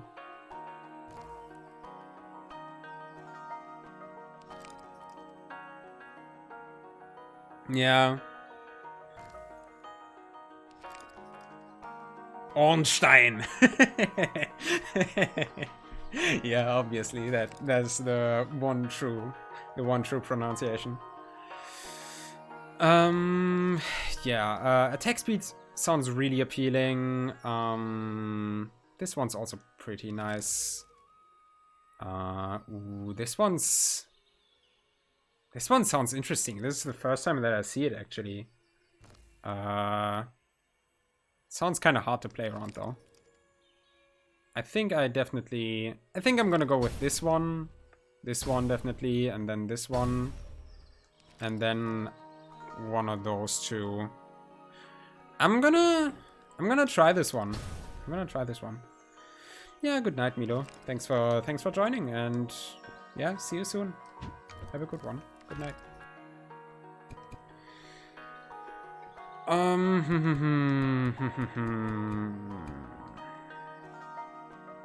Not that many funny bears actually, only those 2, and I can only get one of them. Also no rift. What do I want to go for then?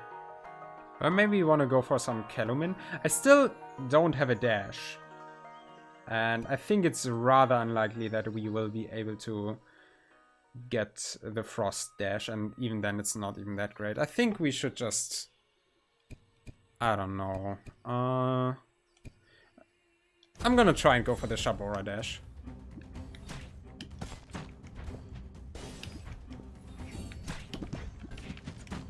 Do tell me, I guess. I'm very very excited, honestly, that I have someone in chat who actually knows shit about the game, because like I know I said before that I am somewhat deep into the game by now, but like compared to other roguelikes I play, I still don't know shit about this one. I mean, it's not that old, to be honest. Like, to be fair, like there's not that much knowledge out there yet. There's not a wiki I would have been able to delve into yet, but yeah. After the first perfect launcher will always be okay. That sounds less like a trick and more like a bug. Is it like in every single room, or how does it work? And also, like, is it a bug or not? Because like if it's a bug, I don't really want to abuse it too much. So like of the region. So like whole as fucking map.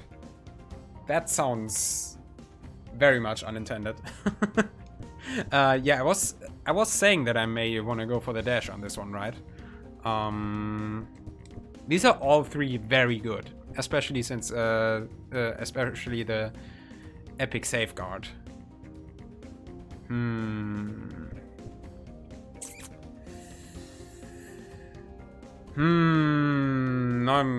Now I'm unsure because like all three sound really fun. Will I be able to get another shop borer? Not really, not if I go for the Mishvet.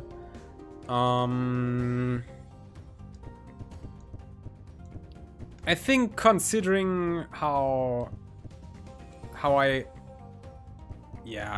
think I'm gonna just go with safeguard because like the impervious dash, I mean, I guess it's some other shit as well, but if you get down to it, it's just more iframes, and more iframes just means that, oh god, that I also have iframes usually. I mean, yeah, that's how the dash works, and I can already dash through stuff. How I did get hit by that, didn't I?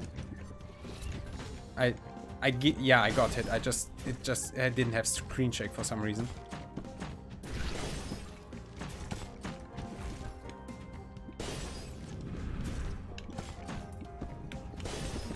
Oh.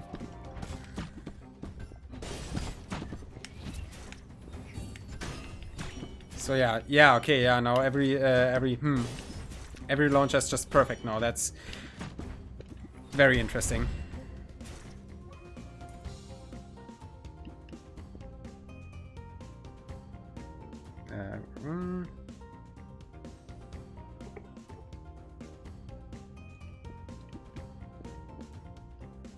Actually, like I thought that enemies getting hit by like friendly fire didn't display damage numbers, but I guess I am just wrong about that. I usually don't pay attention to damage numbers anyways, because like way too much to process and I don't have that much mental resources. Fire dash is not that great, honestly. I'm just gonna get this one. It is pretty good with frost, actually. Pretty okay. We have a lot of money, so I may actually go health and then shop here. And yeah, it just, okay. Yeah, like, on one hand, it is very fun. Oh, true. I do have the funny split thing. Wait a minute. I forgot about that. So now I can just... Huh. There surely is some fun stuff that I can do with that, but I don't know. Like, on one hand, I hope they fix it, because it seems very much unintentional. But it's also very fun. But it's too easy to do. If it was, like, somewhat harder to do, then I would vouch for keeping it in. But, like, isn't there, like, a specific other... Isn't there, like, a specific enchantment who does this exact thing, that every amount of charge is considered a perfect launcher or something? Isn't there like an enchantment that does exactly that, which is not this upgrade? I don't know if it's on bow or something else, but like, yeah, I know the one on hammer. The one on hammer is very fun, yeah. Like, if they would just make it work like hammer, that would be very fun too, yeah. But, yeah.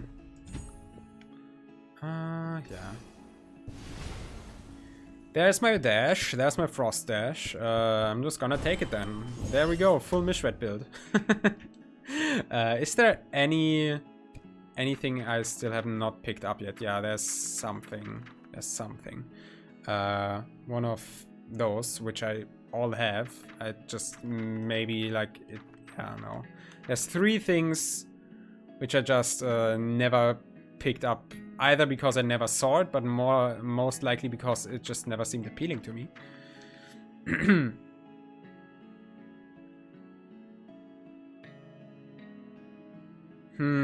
Yeah, I can see that, yeah. I do remember that one, but I also remember one which does the every launch has a perfect launcher thing. I remember that from somewhere, but like I don't know from there. I can't put my finger on it.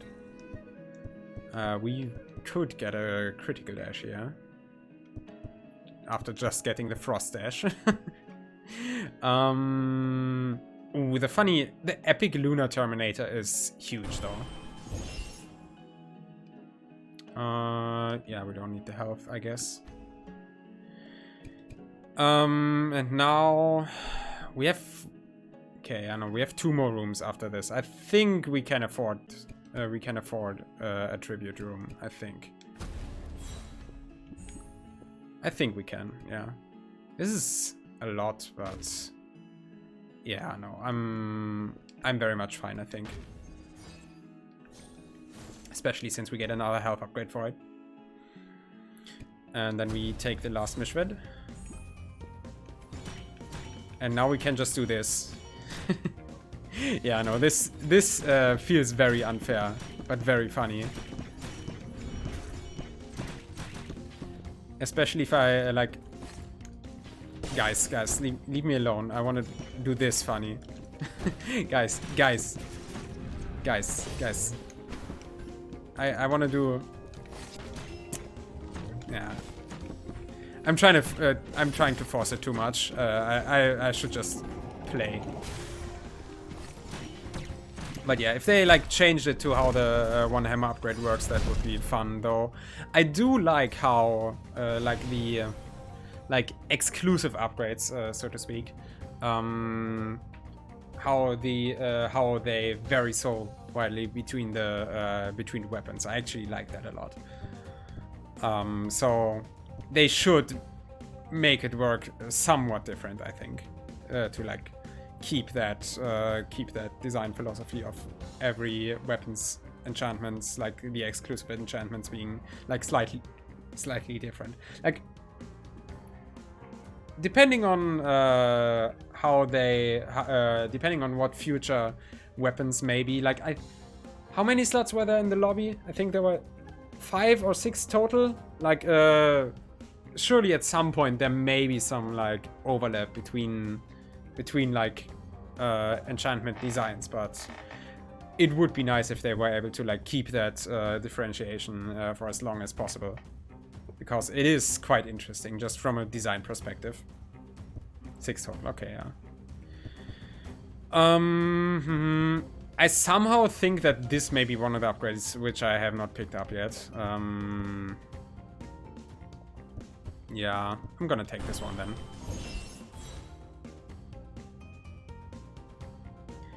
Yeah, the base enchantments are all the same, like boss damage, attack speed, launcher attack damage, all that. But like the exclusive, like the major enchantments or whatever they are called, those are all very unique and vary from weapon to weapon. Which, like, I mean, who am I telling this to? But like, it's a thing I really like. Is what I'm saying.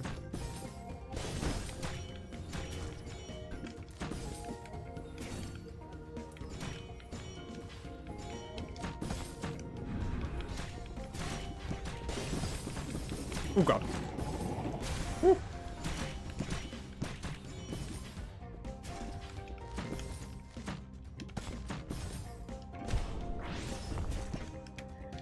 Okay, what is the... Yeah, I'm not gonna say no to that. And the free damage? That's great. That's great.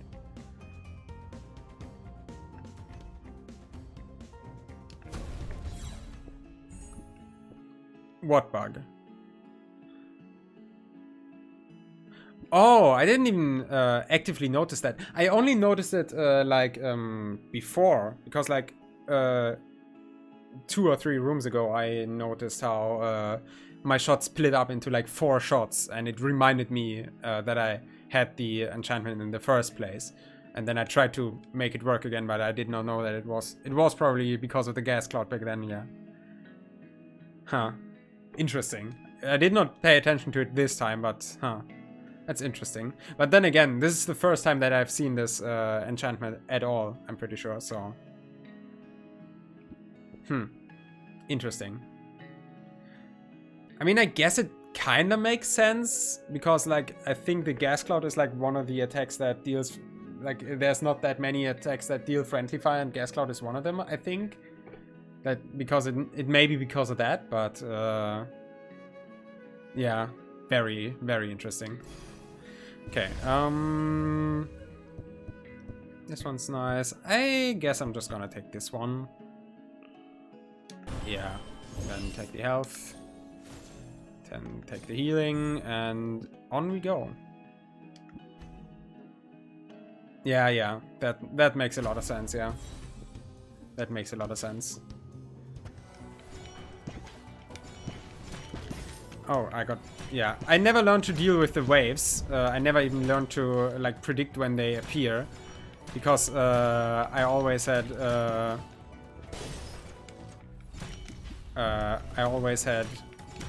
power of God and enemy, no, enemy, yeah.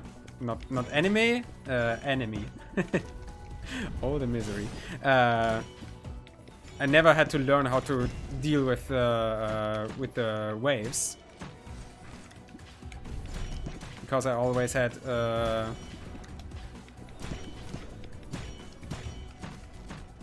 impervious bolt.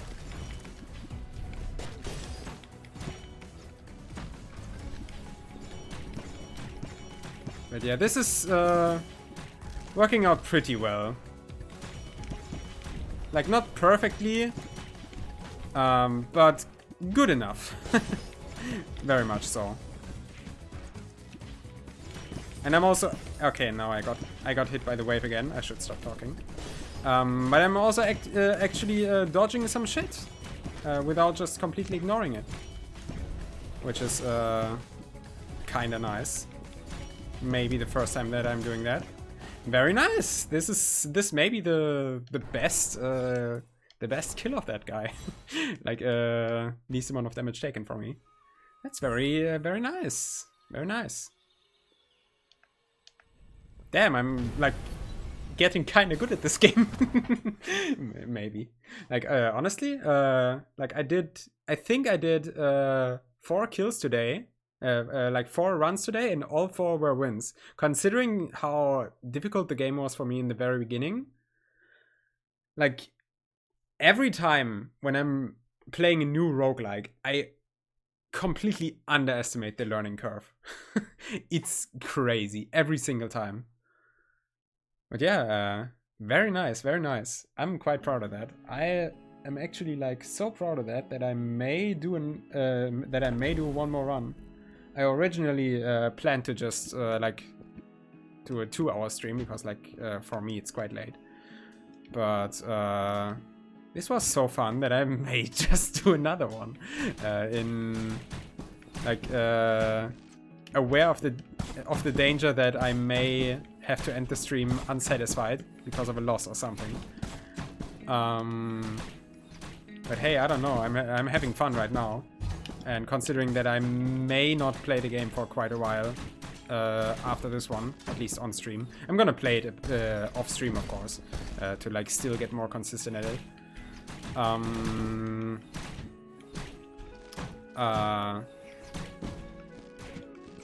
But yeah, for streaming purposes, this may be the last you guys see of the game from me.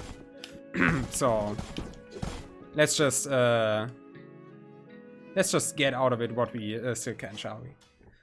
I don't know when the update will drop, so yeah. Let's do a hammer run, since we got a fist win and a bow win, so let's try and go for a hammer win.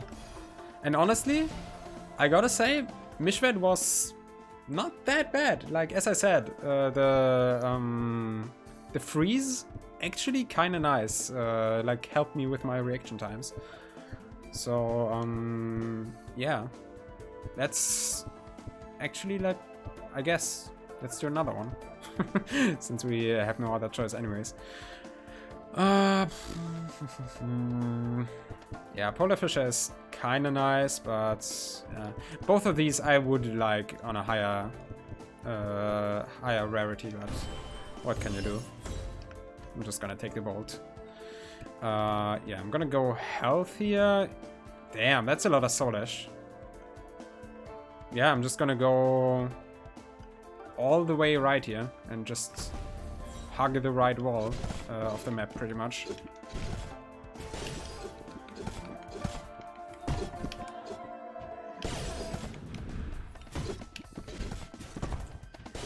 But yeah, going back to how much I underestimate the learning curve every time, like a thing that I just especially underestimate so much every single time is just like passive knowledge of a game. Because like usually, especially in action roguelikes, there's so many little things you have to like pay attention to in every single encounter. Which mostly just comes down to like enemy prioritization, reacting to certain attacks and whatever. And yeah, I think I want the burning attack here. Yeah, scorching attack. Yeah, that sounds very appealing. And like just that passive decision making that you accumulate over the course of your playtime, that you are just able to subconsciously react to certain audio cues and whatever. That is so important, and I underestimate it every single time. But like by now, I can just like clear out a lot of rooms without having to pay much attention to what's happening, because I can just let my autopilot take the wheel. And that's like, that's such an important part of learning a roguelike.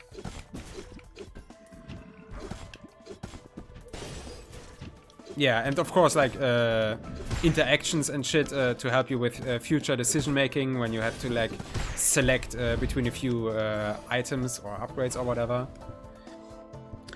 Wings of Flame is pretty funny here. I may want to shoot for a higher rarity launcher. Honestly, this early on, this one might also be pretty good. I really like Wings of Flame, as we talked about before, but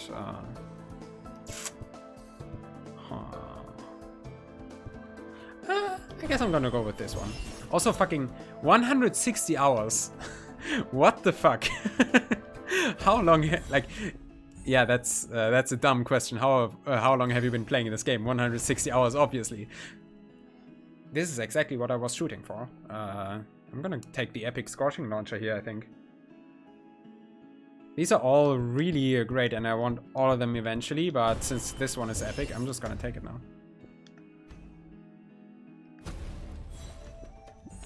But like, have you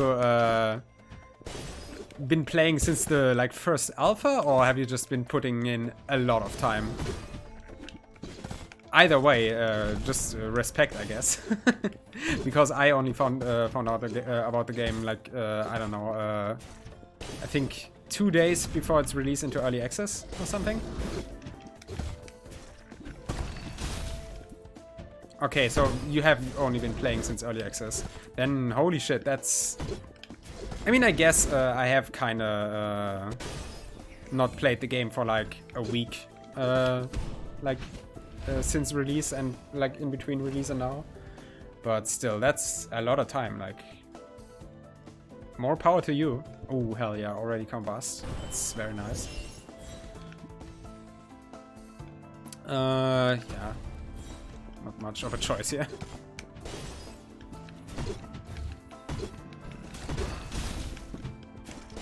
Like 160 hours, that's as much as I have in a few of my most played games. Like, at this point, that isn't really true.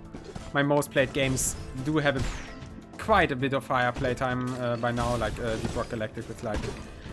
I think I'm above 700 hours now, but I usually don't have that much playtime.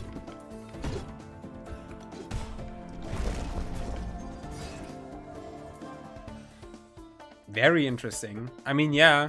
I also have noticed that I've just been jumping in the like I have a bit of like platform fight experience prior to this. Like I have been playing a lot of Smash, and this one's pretty cool. But yeah, I may want to try for the funny Kismet cheese with this one. I'm just gonna try and go for it then, I guess.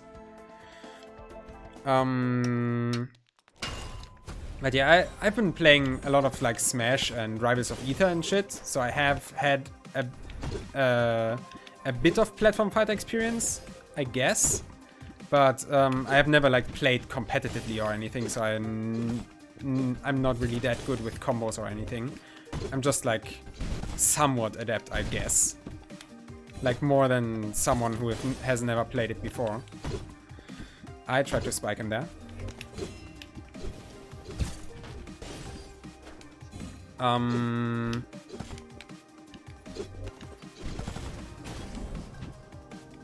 But yeah, very interesting, I guess, to see this from the perspective of someone who has never played a fighting game before.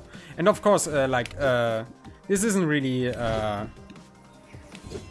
part of the discussion, but traditional fighting games I'm also not really that into. Like I have been trying to get more into them recently, since JoJo All-Star Battle R came out. I've been playing that a bit and learned more about fighting games this way. And also because general fighting game stuff.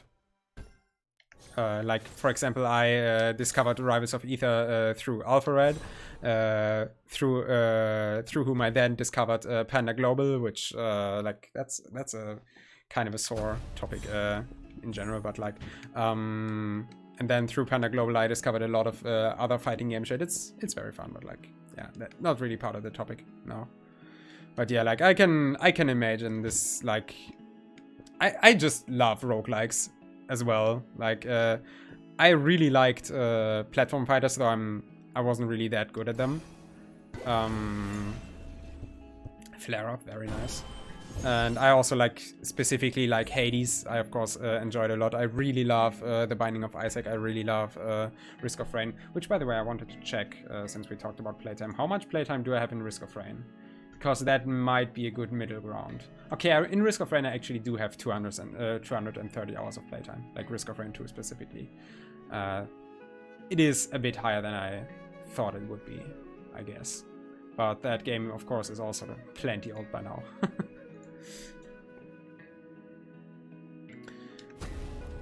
But yeah, like I fucking love roguelikes, which is why am I doing what I'm doing?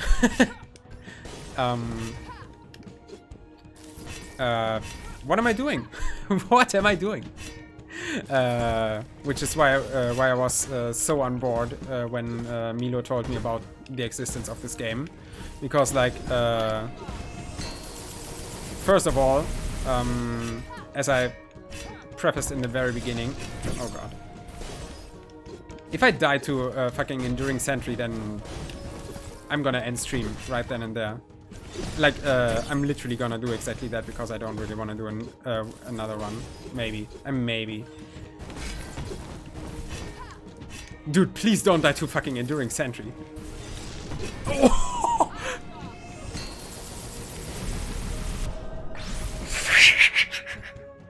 That was unnecessary. My god. Why did I... I need to pay more attention, dude. I got too caught up into fucking just gushing about roguelikes because I love roguelikes that much. Oh god. This one's quite nice. Honestly, none of these. This one is pretty much a no-brainer, but all of the other ones, not much into them, honestly. This one's okay. And then I guess I'm just gonna take this one, even though I know I'm not gonna utilize it correctly. but I know that the projectile would use even less. But yeah, when fucking Milo told me about the game, that it was like, yeah, a platform fighter roguelike, I was of course instantly on board, just because of the idea alone. Because like I like both genres, and like I'm not good at platform fighters, and I don't stream them all that often, but I still consider them one of my main genres, because I used to stream a lot of Smash. Like, Smash Ultimate was the first game I ever played on stream, for context. And I have been, like, whenever there was a big update, like a new DLC character, I also covered that one on stream. I never played it really that much beyond that, but, like, still, platform fighters are somewhere within my roots as a streamer. And roguelikes as well, like, a lot. I wish I would play more roguelikes. Okay, cool. I kind of wanted to kill you myself, but then you just fly into the fucking floor. That's kind of disrespectful, ain't it?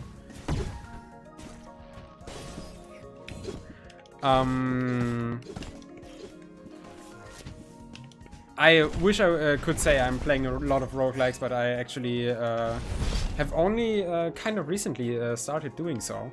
Like, I've always played a lot of roguelikes, don't get me wrong, but it mostly just always came down to Isaac, and I've just recently actually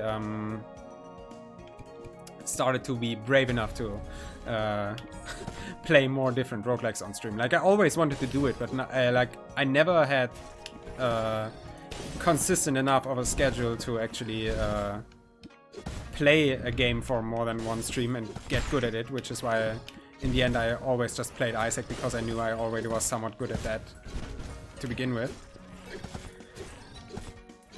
But yeah, I don't know. I'm kinda just rambling on. I really like roguelikes, is what I'm trying to say. Which is why I call myself a roguelike enthusiast in my panels. So, yeah. And I'm hoping to play a lot more in the future still.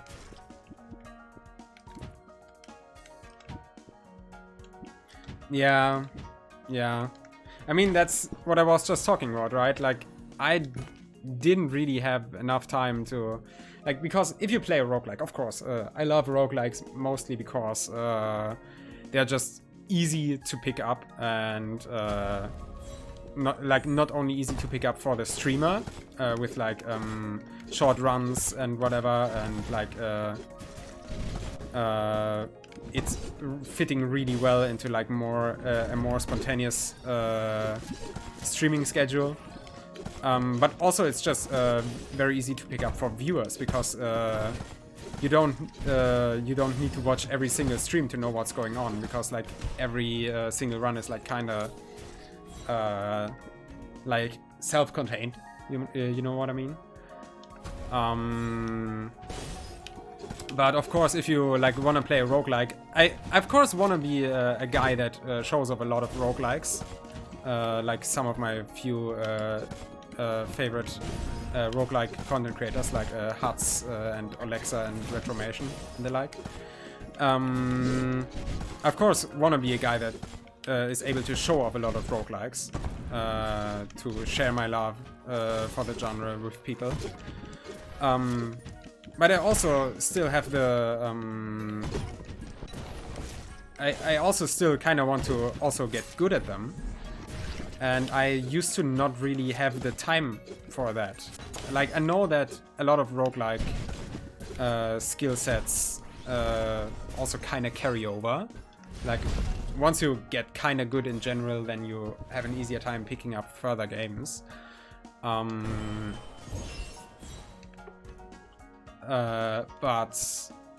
Oh, damn, this is gonna get really close in terms of health. I need to... Okay, I need to get hit less. He says right as he takes a huge chunk of damage.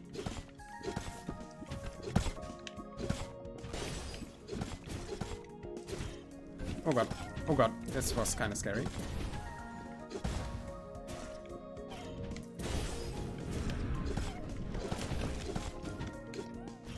An elite Rose Warrior, hi. Get me up. I'm just fucking, oh god.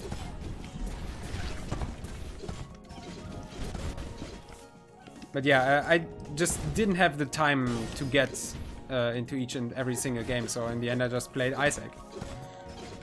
Yeah, that's what this all comes down to. But I can definitely recommend Isaac a lot. Like, even if you like, what made me somewhat good at the game, I would say. I'm gonna take Icicle Rain here, I guess. I also now realize that after I picked up Icicle Rain in the last run, I barely used it. This will now have been the last time that I used this assist for the entire run. Oh god. Don't take damage to that.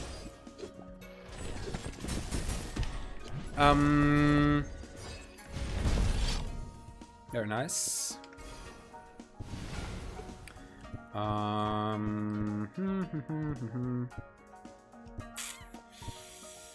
Not really that interesting. I guess I'm just gonna take the dash then. Yeah. But yeah, most of my skill in Isaac came just from watching other people play it and wiki dwelling. Why did I pronounce it in such a German way? But yeah, just like scrolling through the wiki, reading up item interactions, basically skipping the entire learning through playing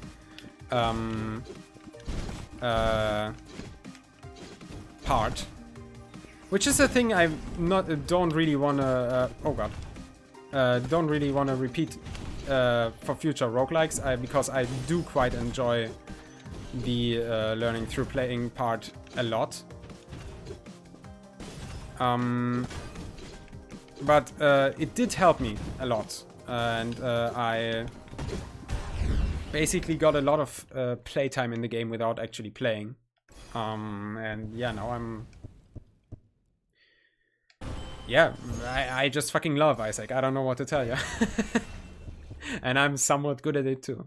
I should play it more on stream, but like for now I'm happy with just playing more diverse roguelikes. Like as I talked about at the beginning of stream, I'm gonna play Crab Champions soon. I'm very excited for that one as well. Yeah, this one's pretty good. Okay.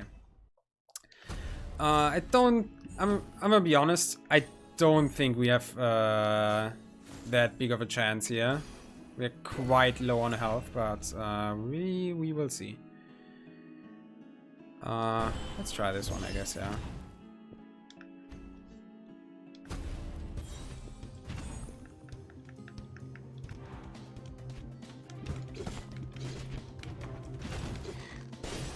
I may do another hammer run after this one, because like if we die here, because it is still fairly early into the run, one could say.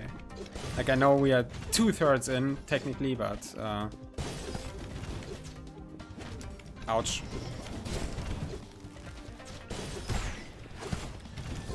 Ouch. Yeah, no. This does not bode well. I thought I dashed. Oh god. I tried to wall jump all of that, but did not work. Oh god! I noticed my mistake. It was too late. Okay, yeah, no. I'll try one. I'll try one more. It went quite well, but like I just took too much stupid damage, which is, yeah, I mean that is what most losses come down to in roguelikes. Actually, kind of surprising that that was the first loss today, and this one was like pretty much any other runs could have ended just like this, but I'm not too down about it actually, because I am still having fun. Back into another Solace run, let's fucking go.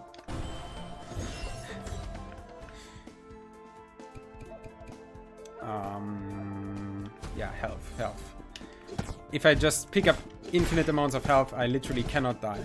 It's actually genius.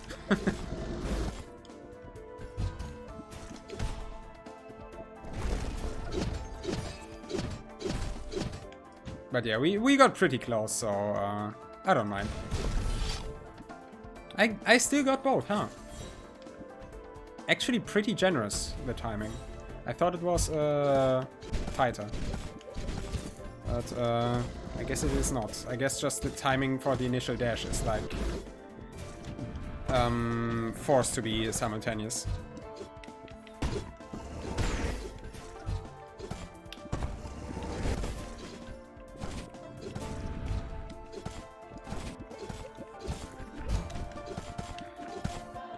But yeah, let's try go for another, I guess full avarice run is what you would call it.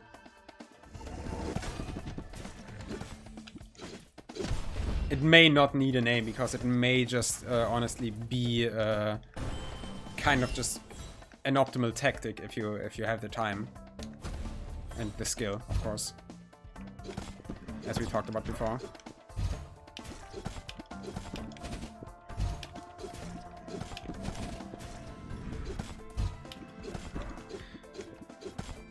I'm really excited for what this game is gonna bring in the future, though. Yeah, take damage. Yeah, I mean, avarice is such a nice word. It is much more known what it actually means. Like, at least I know what it means, which I guess means something. It just sounds fun to call a run like that. But Karma Run also, like, makes sense, I guess.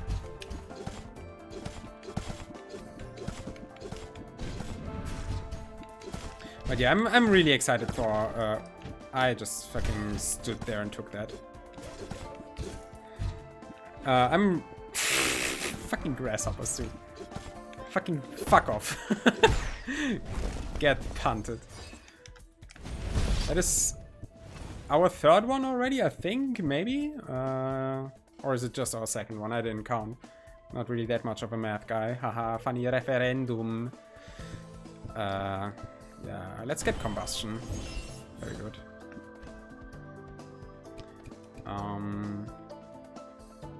Yeah. I mean, it's always like that. I'm honestly surprised that, like, it's always like that in roguelikes. You always hate, like, there's always a very basic enemy that you just end up hating, way more than late game enemies. It's always like that. And I'm honestly quite surprised that in this game, it's not the very basic enemies like the rats or spiders, but I guess the grasshopper is the next best thing. And honestly, it makes a lot of sense because in Isaac, it's just the same. I don't really dislike the very basic enemies all that much. Like, I guess dips or gapers or whatever the very basic enemies are. But like trites and leapers, when they first fucking start jumping and shit, like that's my nemesis. Like I can't do shit against that. Yeah, they just fucking run away. They just fucking wall jump all over the place and then just kick you in the face. They don't even deal that much damage. They are just annoying, but still, they are absolute menaces.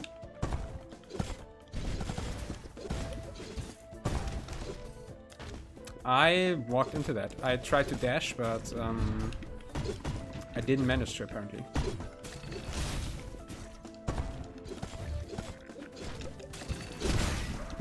Get me out of here.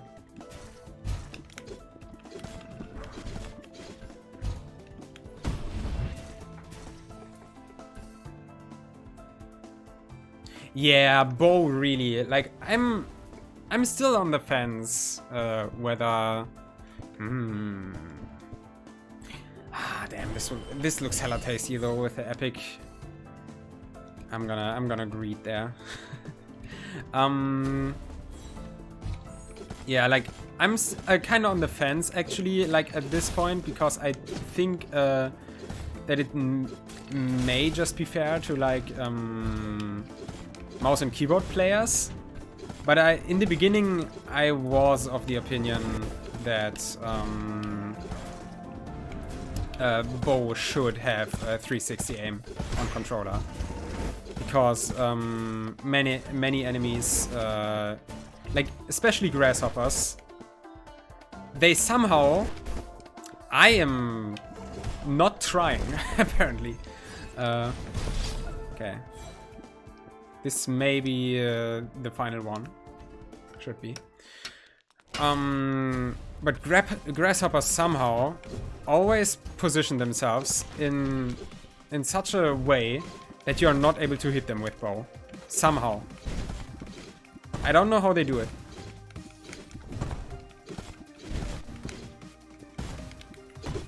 But it's incredibly annoying. Oh god.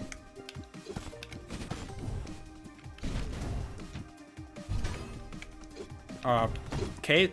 No, I wanted to fucking down launch you. I wanted to spike you down. Fucking die. Die! Wrong direction. Oh god, I'm gonna die here, ain't I? Oh yeah, true. He still got one more life. This guy is so scary. Oh! Oh! Please die. Please die. Yeah, no, I guess I kind of deserved that one. I hate this guy so fucking much. Like, the other ones are... I mean, sometimes they are dangerous, but I hate this guy so fucking much. Like, I don't know what my problem is with that guy, but he does so much more damage to me than necessary. Yeah. Oh boy. Oh well. It is what it is. Zealous Heart sounds kinda nice early on, I guess.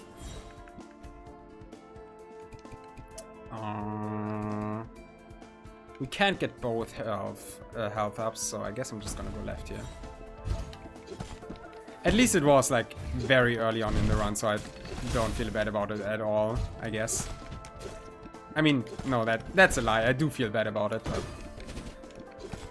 at least it's not a game where I actually pretend to be good.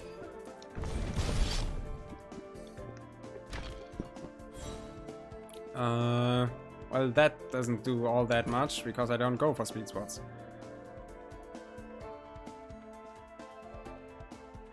Huh, interesting. Like, it's I think what does it for me is the combined him just being able to power through so many of your shit, especially when he still has armor. And the Blight Thorns being so evasive. Like, he just perfectly spaces you out every time. Also, I mean, I think I entered the vault with or like, is it called a vault? I'm thinking of vault because Gunfire Rebound, but it's a rift. I entered the rift with quite low health already, so that was also kind of on me. I'm not taking the first area serious enough anymore. Also, maybe I'm just getting tired. But yeah, like, he just perfectly spaces everything every time.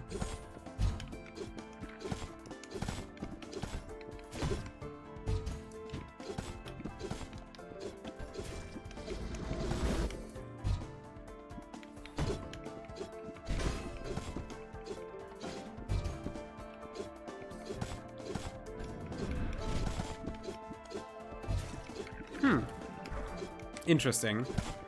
I mean, yeah, I can see why. Calumine runs are very fun in general anyways. Haven't done one in quite a while. Like, in quite a while. I have like 20 hours of playtime. But yeah, would like to go for one again in general.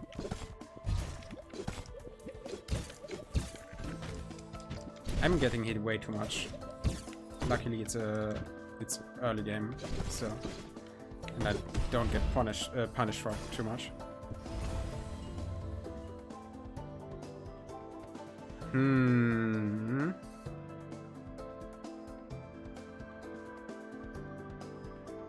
That's very interesting. That's very interesting to know.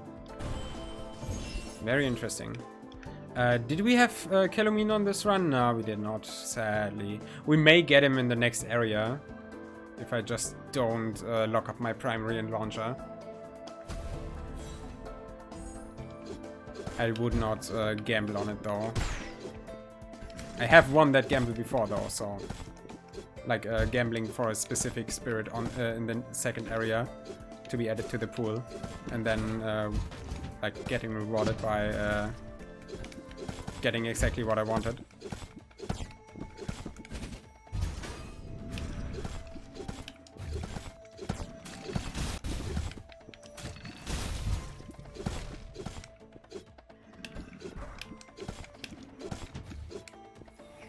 Ah, damn.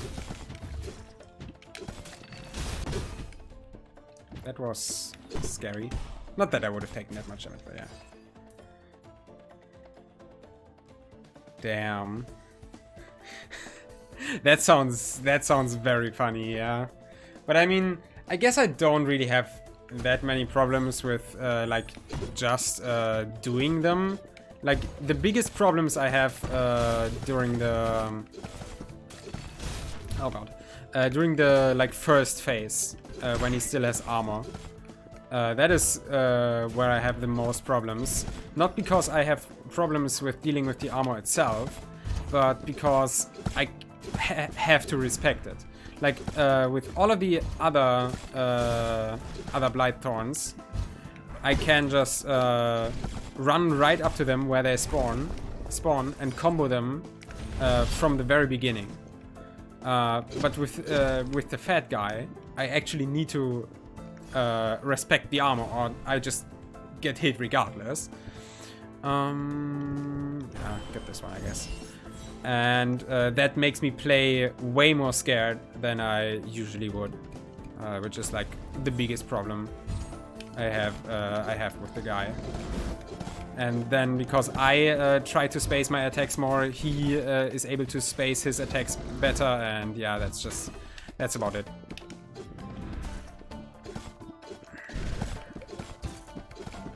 With all the other Blight Thorns, I just go all in, which is also kind of to my detriment some of the time, as you may have seen. But at least I don't get punished as much as with the fat guy. And at least I also have like found somewhat consistent combos and killing methods at this point. Yeah. Yeah, definitely. Twister, hell yeah, that's what I wanted. Yeah, I kind of figured. Oh, look who it is. It's look who it is. Oh god. He's so scary. Like, what am I supposed to do when I'm right next to him? Haha, what are you gonna do when I fucking put my hammer in your face, bitch?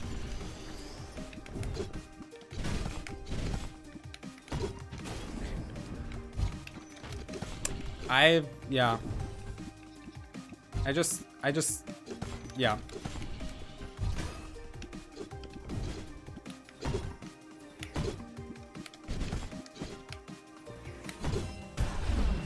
See? Why can't it always go like that? I mean, I still got hit like 4 times, but still. Why can't it always go like that? I guess I'm just gonna take the flamethrower then. I haven't taken that one in a long time, but yes. Launcher here. I think I'm gonna take cooldown here. And maybe try and get ketamine in the second area. What do you have? Yeah, this one. Can I get both? Yeah, I can. Twister upgrade would have been great here. Just gonna upgrade Flare Up then.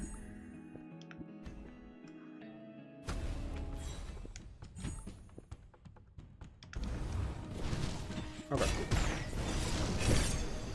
I should not have done that.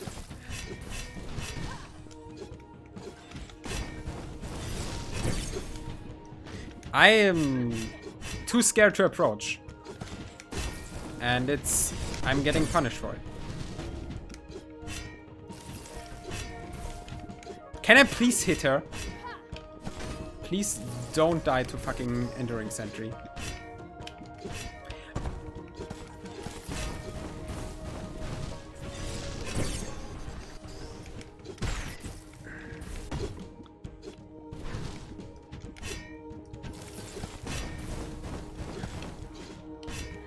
I'm fucking dying.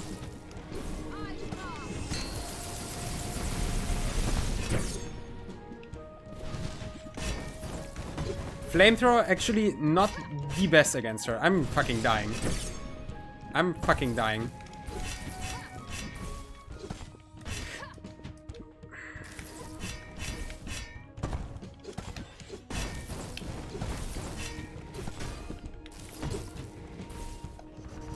Okay.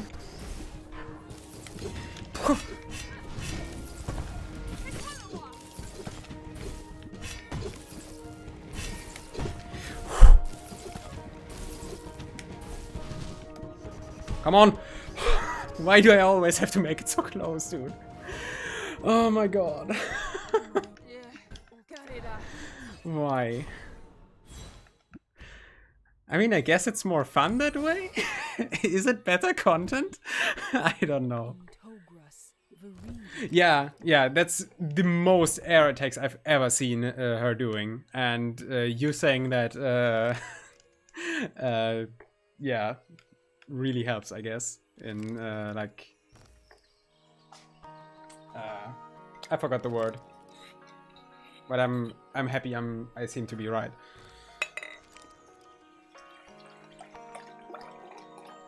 Oh boy. Oh boy. But yeah, she really doesn't want to get comboed, huh? She really said no on that one. Oh boy. Yeah, attack speed is very nice. I like this one a lot. The healing launch is also very nice. I could theoretically get those two. I think I'm gonna get those two actually. Like, I don't use the healing launcher actively all that much, but it's still useful. We did not get Kelomin. We got Nabolik, which is also nice. I haven't done a primary Nabolik run in a long time. I usually only got it as like support. I may want to... Nah, I already have the flamethrower though, and the flamethrower is only really good if you go for Solish primary as well, in my opinion. So I think that is what I should be going for. Like, because the flamethrower really doesn't do all that much if you don't have like a combust combo going on. Like, yeah, sure, the burn itself is pretty good, but I think the range or damage of any other launcher would be more useful in most situations. Like, the flamethrower is basically a melee attack at this point, except it doesn't have the, like, combo potential and all-round range that Howling Bolt does. So, yeah, I don't know.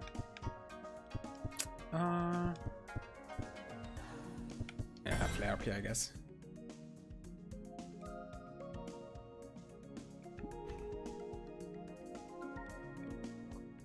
I mean, yeah, I know. But, like... Oh, yeah, I mean, I guess that is already... as an answer for, like, my melee attack comment, right? I assume. Which, like, I mean, yeah. That makes sense, yeah. And I knew of that property, but like, even considering that, you could like use it as a range attack, but like, yeah, no. As I was saying, okay, that guy's dead. As I was saying, that guy in fact was not dead. As I was saying, I usually want other properties from my launcher. That guy went far, dude. And I'm also taking damage to every single explosion that is happening.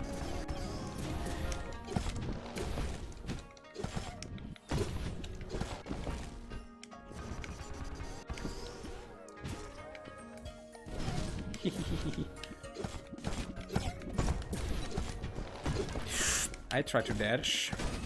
I did not manage to. I took way too much damage in this room. Yeah, safeguard, please. But yeah, like, as I was saying, I usually want other properties from my bolts than flamethrower provides. So, yeah. In my opinion, it's only really good when you have a fire build going on. I am repeating myself. Oh god, I should have gotten hit by that.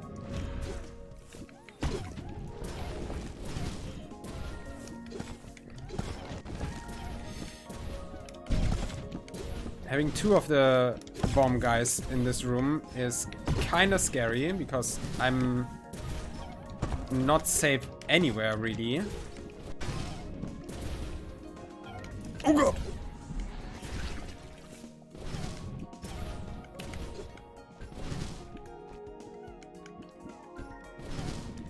Oh god. Okay. Made it out alive for now.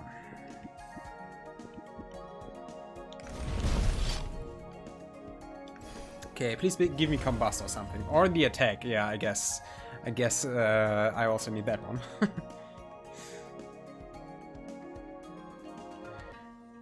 Yeah. Like, I think my two favorite bolts, like, usually, of course, the bolt that applies the same debuff which you're already going for makes the most sense, usually.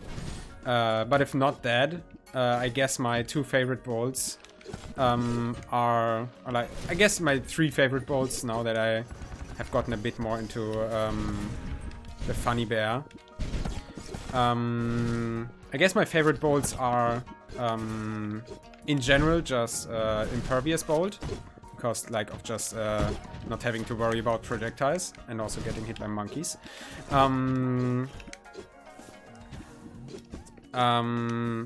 Then I really like, I did that to myself. I really like Howling Bolt for like the crit, which is just great in and of itself, but also the combo potential. Like, oh yeah, he's fully mad now. Great to see.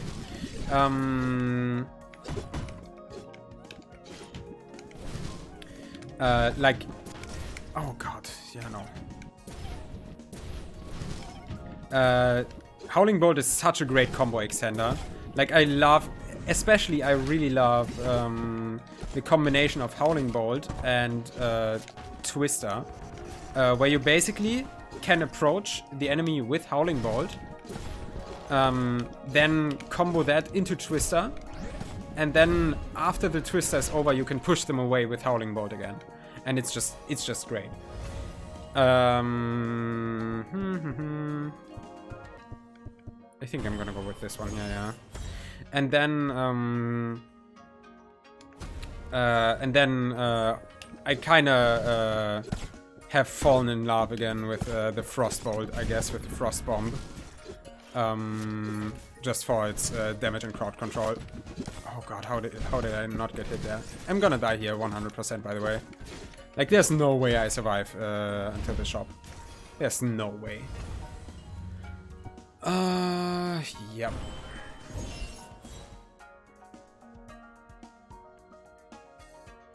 Yeah, I can see that. Frostbolt is also like, Frostbolt is really versatile actually, with like, it's, like how you can use it. I think I'm actually gonna go right here. I'm gonna ignore the rift here and just, try and go for the health. Oh god. Oh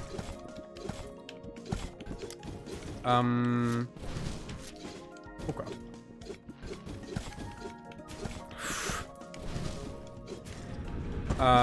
Like you can... Oof, god. It's so hard to talk, sorry. I actually like need to kind of focus to not perish. Okay, that was the room. That's very nice. Like you can use it as a ranged projectile very easily, which is great. But you can also use it very easily in melee combat, like as a melee extender. Like just like I like to use Howling Bolt. Ow.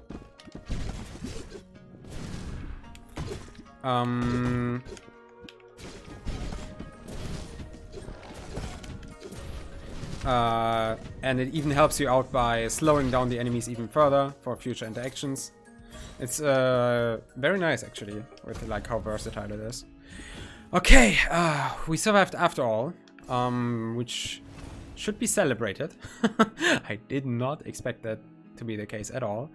I guess I'm just gonna take this one because it's epic. All of them are kind of boring, honestly. What do you got? Ooh, epic celerity is pretty funny. The blink dash is also very strong. Probably one of the best dashes in my opinion.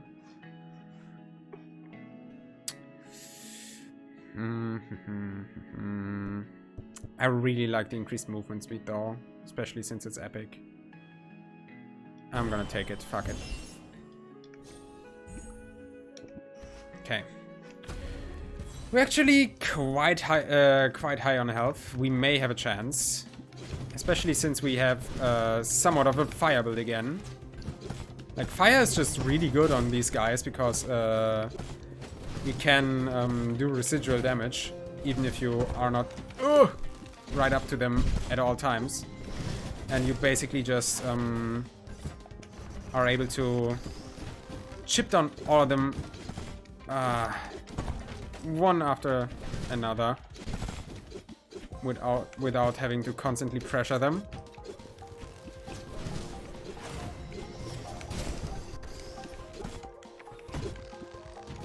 Oh god, yeah.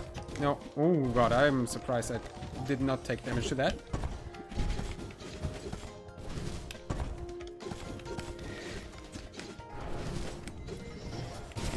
One of them, okay. I was saying that one of them should die pretty soon. How did I take damage to that? And I don't know. Please, die. He's dead. I like having this guy as the last one, because I understand his patterns the best. I should fucking engage though, without being scared. Okay, nice. Phew. Very nice. Yeah. So Solish is has very nice like self synergies and everything. Like I think I said it before, but like Solash, Shabora, and Kelumin, probably my 3 favorite spirits. Like Solash because he's just so solid all around and synergizes well with himself, but he also has like Flare Up, which is a great synergy for like other debuff applying spirits, which is why I like Kelumin so much, because like crit is broken in every roguelike. And the synergy with Solish is just great. And yeah, Shabora is just very great defensively. Like, you don't have to worry about projectiles. Twister is probably my favorite assist, together with the bubble. Those three are just very great. How many? I have 8. That is enough to get everything? Yes. Then let's just get everything without worrying about it.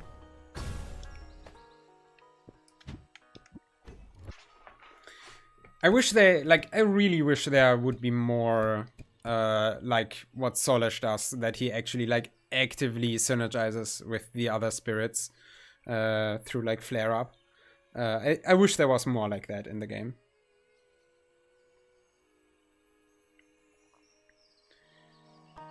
Yeah.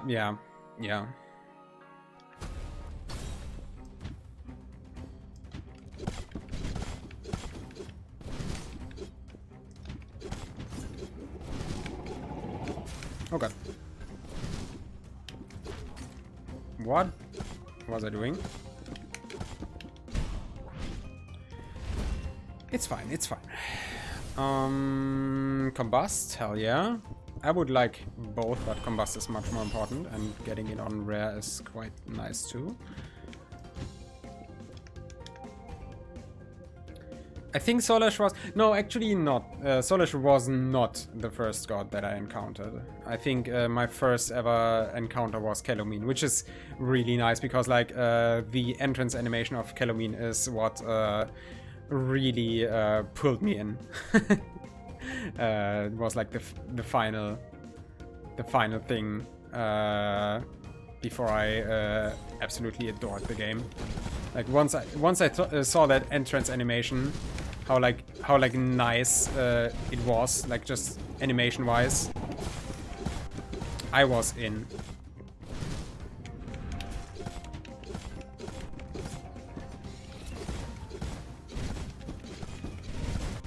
The fucking jump footstool combos. Ouch.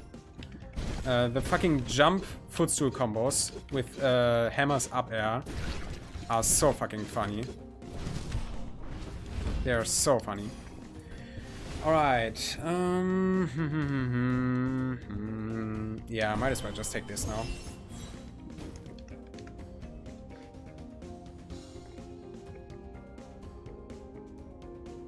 Yeah. That makes sense, yeah. That sounds about right. I really need to look into the speedruns at some point, I guess. But yeah. Not too... Oh god. He shot that from across the room and hit me. And I just didn't do anything.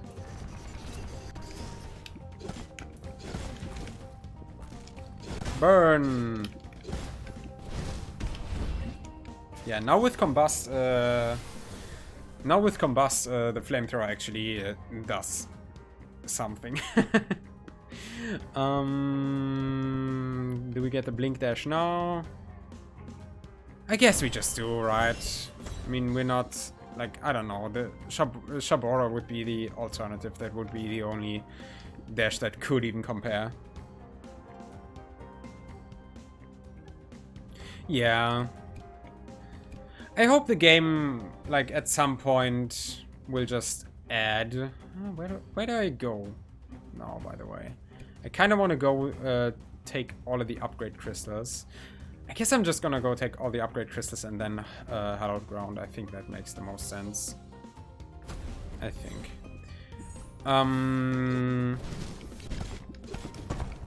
That's also like the most safe. But yeah, I wonder if they will add something into the game at some point that rewards being fast. Because, like, usually that is a thing that a lot of roguelikes do, especially skill-based ones, but also luck-based ones. And I quite like it. Like, it rewards a certain kind of gameplay. Like, you not only are encouraged to, like, not only are you rewarded if you're already going fast, but you're also encouraged to adopt the playstyle of going fast. And, like, need to make decisions because of it. Like, having to ignore certain pickups and whatnot. I don't know whether it would actually fit that well into this game, because this game is like pretty dependent on what rooms you get and how fast you can go. Like there's not really, since it's like completely room based, there's not really a way to like skip past enemies or anything, or skip past pickups or anything in the like. So maybe it wouldn't actually fit that well in this game, but like games like Dead Cells do it quite well, and Risk of Rain, of course, has it as a core mechanic that the game gets harder the longer you take. Yeah, and yeah, Isaac, of course, has also quite a lot of stuff where you have to be fast.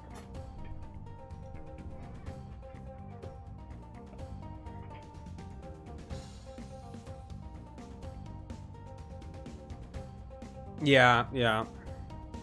I mean, yeah, I guess there's quite a lot of stuff that you can do to be faster. It would be interesting, I think, if there was... oh god, yeah, I dashed into that one.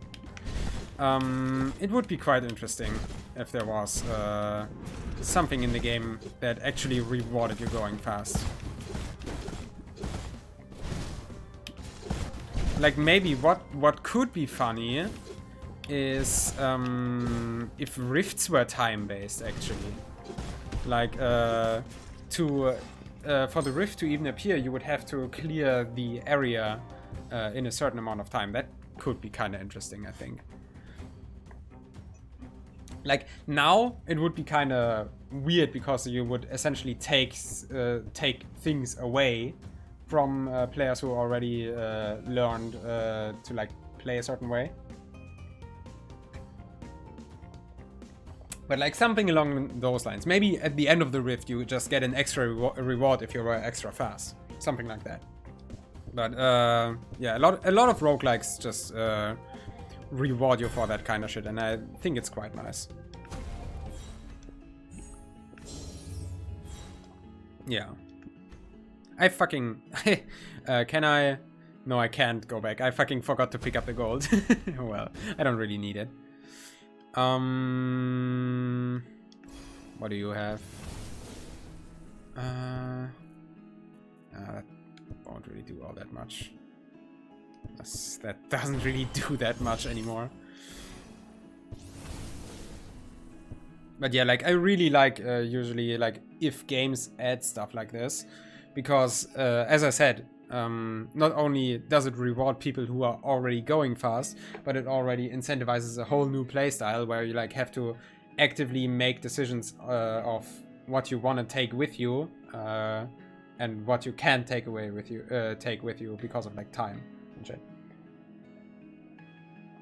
It's really interesting, usually. Yeah. I don't think I can actually get to 5 with just the dash. I'm gonna just take this one, I guess. Okay, let's try this. Let's try this. I do think I have quite a nice build. There's the issue of the threat of invulnerability of the guy. But I think we should be able to deal with it. Like the flamethrower from fucking point blank, just triggering the 10,000 combusts. That is quite nice. Did I jump into the hand there? Was that what dealt damage to me? I don't know.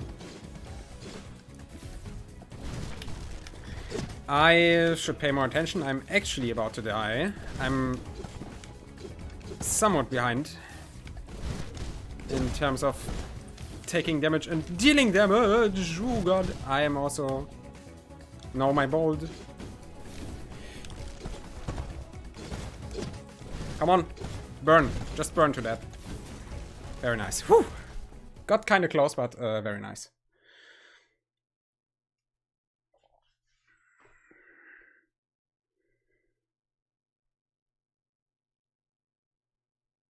Yeah, yeah. Yeah, that's also a thing that I think they I think they should change if they do it. Ball.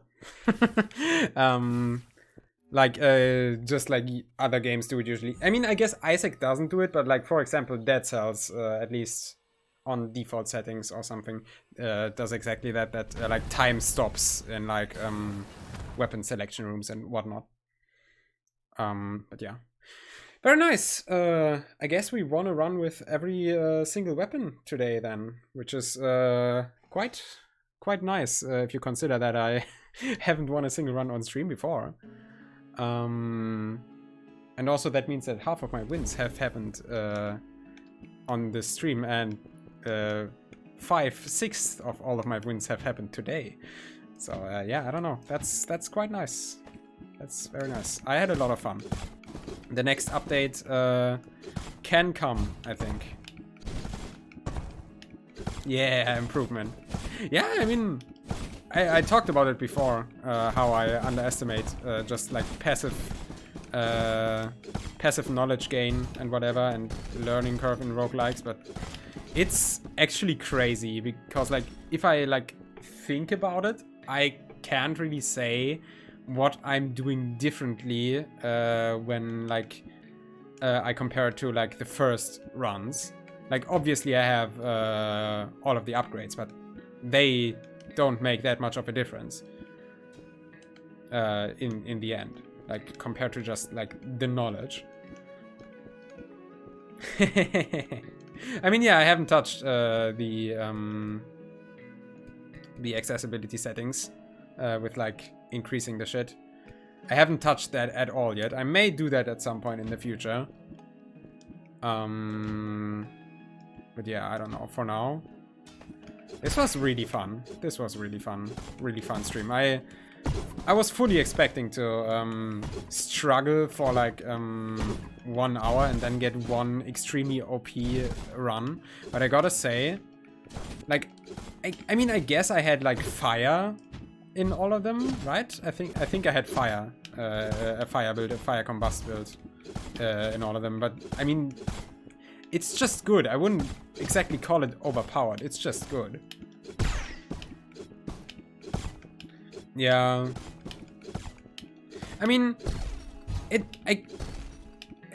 really depends. I guess it really doesn't make it that much harder, but I can imagine for someone with low reaction time, it could make it somewhat harder. Then again, the game isn't really honestly that much based on reaction. Like, it's mostly just, everything is mostly telegraphed fairly well, or like, you know when it happens anyways. Yeah, I mean, yeah, that just makes sense. That would be stupid if if the in-game timer wouldn't increase. But yeah, and most of the time you want to be comboing everyone anyways, where the speed doesn't really matter all that much, unless it's so high that you can't input your combos anymore. Which is, by the way, like I wanted to start the topic a few times already, but I never really got to do it because something else always distracted me. But I think what I like most about the game, when compared to other action roguelikes, because I usually like more luck-based roguelikes, more crazy roguelikes, more like, I don't actually know. I can actually tell what roguelikes I usually like the most. because like I both don't like super high skill-based action roguelikes and super luck-based just building roguelikes, like stuff like deck builder roguelikes or something, where it's all planning and no like real-time execution most of the time. Like I don't really like both ends of the spectrum, and like what I like most, I guess, is just games where your builds can get absolutely crazy, like Isaac and Risk of Rain. I didn't know you could wall jump on the ceiling here, or is that just no? I don't have that many double jumps. Those are wall jumps. That is weird. That is really weird. Huh. But yeah, I mean, I guess I liked Hades quite a lot too, but not as much as I like Isaac and Risk of Rain. And like, I like Skull, but not that much that I want to play it that much myself. I don't know. I don't really know actually what it is that I like about certain roguelikes then, I guess. But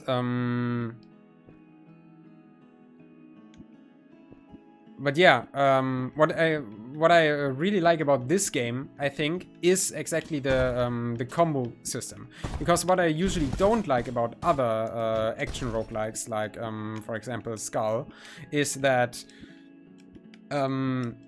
like you always have to respect the enemy's attack patterns, especially in boss fights. And well, yeah, that should be a thing. That should just be self-explanatory. Like, of course, you always have to respect everything. Like, you shouldn't feel safe at any time. That's like what a challenge means and shit. But like, it's the age-old discussion of like good boss design, of like Mario bosses and Sonic bosses from the very first games versus like newer boss design. Because like what old bosses usually came down to, especially like with Mario bosses, was that you had to hit them like a certain amount of times, and it was always like the boss did an attack, then it got vulnerable for a certain amount of time, and then you got to attack and you did that dance like 3 times, and then the boss just dies. That's how bosses usually worked back in the day. And what's usually considered a nice boss, a good boss nowadays, is when the boss doesn't have like these invulnerability periods, and you can pretty much, if you're good enough, you can damage the boss the entire time, and you just like need to balance your attacking and dodging the boss's attacks. But with other action roguelikes, it's usually the way that the bosses are completely uninterested in what you are doing, and you just have to dodge and then press the attack button here and there when you're in the right place, and that's about it. But like,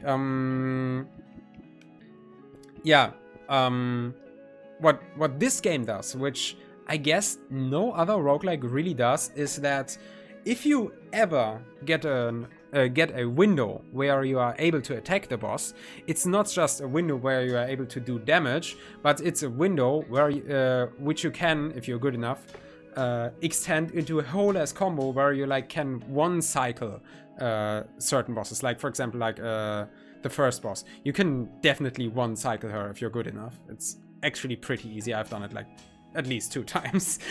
So if I am able to do it, then it should be pretty easy. Like, yeah, it's like usually like when you first encounter the first boss, you would think like, yeah, obviously this is like you break her armor like 3 times, and then you are able to like chip away her health bar over time, and then she just dies, and you just attack when she's not attacking, right? That's what you think when you first encounter her. But then you see how this game has a combo system, and you are actually able to juggle her once you have that opening. And on the first boss, that's like pretty easy to do, because she doesn't really put up that much of a fight once you have her in a juggle. But the Dark Trinity, puts all of that completely on its head, and you have all of a sudden you have 3 enemies you have to worry about, and while you try to juggle one enemy, the other ones still attack you. And this is where like this system really shines, in my opinion, and which is also why I don't really like the final boss all that much, because I think it doesn't really lean all that much into that system. I mean, I guess I don't understand the patterns well enough yet to know when I actually have the opening for a combo, but yeah, in the end it's still like looking back at old runs and seeing how like I died there because I didn't fully extend my combo when I could have done way more damage with that combo. Like that's the kind of stuff I like about this, because like if you are able to find an opening, you're really rewarded for it if you put in the effort. And that's something that other action roguelikes don't really do, I think. That's the thing that I really like about this game. That, and of course the fucking Hades build crafting, which I really enjoy. I'm really looking forward to what they're still gonna do with that. Like the duo boons that are coming up, I'm very excited for, but like beyond that, I'm very excited. What other spirits there may still be. Like, I don't know, will the raccoon be the only still upcoming spirit? Because that seems kinda sad. I wish there were still more. But like, I mean, I guess. I mean, I can understand it, but like, people are generally weird for like seeing, oh my god, that's so similar, that's bad. Like, people already give a lot of shit to a lot of like sequels of like certain franchises and stuff for that. Like, if a sequel is too similar to its predecessor, then like, bitch, do you know what a fucking sequel is? Of course it reuses assets and mechanics and whatever. It's a fucking sequel. It takes what was great about the first game and expands upon it. That's what a sequel is supposed to be. And yeah, I mean, if an idea is great, then it should be explored further. Like, unless it is absolutely wrung out of its potential, then like, ideas should be explored to their full potential.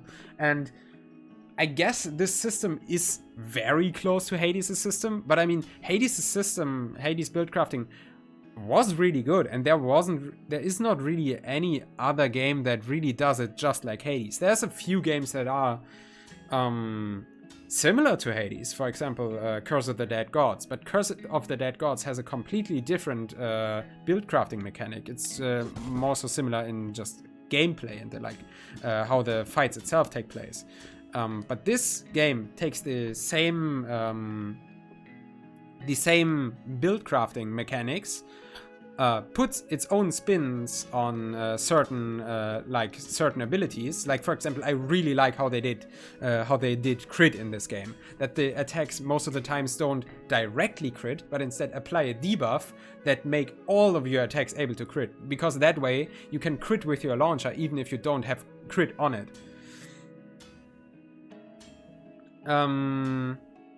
Yeah. We can talk about Raven's Watch quite a lot, but yeah, I have played Raven's Watch quite a lot. I mean, I think I've talked about it in the beginning, but I think you weren't there yet when I talked about it, because I talked about how like Huts made a Raven's Watch video like days after I played it for the first time, and I'm for once ahead of the people that I usually get my roguelikes from. And how I think that's funny. But yeah, like, this game takes the Hades build crafting, puts its own spin on certain specific abilities, and puts it in an entirely new context. With like, because the combat is completely different, and I really like that quite a lot. Like, if Hades build crafting was such a popular system that like every second roguelike used it, then I could understand the critique. But like, for this game, it works, and it's, as I said, it's not really that overutilized. Like, to my knowledge, pretty much only Hades does it like that, and Hades only has the one game, and well, Hades 2 is coming out eventually soon, I guess, but it's not out yet, so I don't see why not. It's a great system, so why not expand upon it? And yeah, like, yeah, I've played quite a lot of Raven's Watch. Like, I'm not completely through with the game yet, but like, I have played it, like I have had it in my sights with one of my friends for a bit of time before it came out, like a few months, I think. And then when it came out, we just started playing, and like, I wouldn't consider myself to be particularly good at it. We have yet to beat Nightmare 9. That's mostly because we don't have the time to put into it all that much, though. But like, it's a lot of fun. It's a lot of fun. I really like Raven's Watch, and I would also play it on stream. But Raven's Watch really shines with like, when you play with other people, and I don't really have people that I would be able to play it on stream with currently. But yeah, very excited. Like, I think by now, like, even though I have not beaten Nightmare 9 yet, and I also have not leveled every character to level 5. I think I've seen most of the game so far, and it's slowly getting stale. Like, I think Raven's Watch is the kind of game that I would still enjoy, even if I know exactly what's going on. Like, even if nothing new would happen, no new crazy combinations and shit. But yeah, I'm really excited to see what they do in the future with, like, more characters, and like, I mean, crazier items, I guess, but the items aren't really that crazy in the game so far. There's a few of the, like, cursed items that are quite interesting, but really the most crazy stuff is happening in the characters themselves. But yeah, I mean, there's gonna be more characters, of course, and as far as I understood it, more areas as well. Like, how they did it in Curse of the Dead Gods, where, like, in Curse of the Dead Gods, I cannot talk anymore. They had, like, 3 temples and whatnot, and like, they're literally, like, when you beat a run, they literally say, like, the adventure is about to continue in this area and whatever. But yeah, I wonder if they're gonna go with the 3 areas approach again or whatever. But yeah, that's also a thing that they're gonna expand upon, of course. It's gonna be very interesting. Yeah, it's very early into development. Like, Milo, who I'm playing it with, is of the opinion that it's like, I think he thinks it's getting more stale than I think it is, and he needs more content faster than I do. But yeah, I'm very excited. Great game. And as I said, I wish I could play it on stream at some point. I will maybe try to, but I would need the right people to do it with. Maybe Panda would be up to do it at some point, but I don't know whether he would like having to talk English all of a sudden. But I guess that's the issue when you like, build up a local community and then all of a sudden switch to English. But yeah, I've been talking quite a lot. The stream has been going on for 3.5 hours. I originally only planned for, like, short 2-hour stream. So this was quite a ride, but I had a lot of fun. I think I'm gonna call it a day for here today, though, because I also do need to sleep, because I do need to get out of bed tomorrow. It was very nice, though. I'm definitely looking forward to whenever the next update releases, and I'm gonna play it again. Great game. And thank you for the follow. And yeah, the pleasure is mutual. I very much hope that you will that you will join again in the future. Because I mean, if you like roguelikes, I may be just your guy. Like maybe that may be like a bit a bit too much said, but like as I said before, I like roguelikes, and I am currently trying to stream them a bit more, like more variety in the roguelikes I play. But like even if I would not play a lot of different roguelikes, I'm still trying to play a lot of Isaac, and I'm also like I also want to stream a bit more Risk of Rain. Like in the beginning of the year, or like end of last year, I think I started to play finally start playing Eclipse because I never touched it before. So that's the thing I want to do. Like I like roguelikes, but I also play other stuff. So yeah, I'm sure there's gonna be something that you like. I am very much looking forward to seeing you again, should that be the case. But yeah, for today, I think I'm gonna call it a night, a day, or whatever. And yeah, I'm gonna see if there's someone that I dare raiding, but most likely not. Yeah, no, doesn't seem like it. I'm just gonna leave it like this for today then. I'm not really that brave to just raid a random person that I don't know, so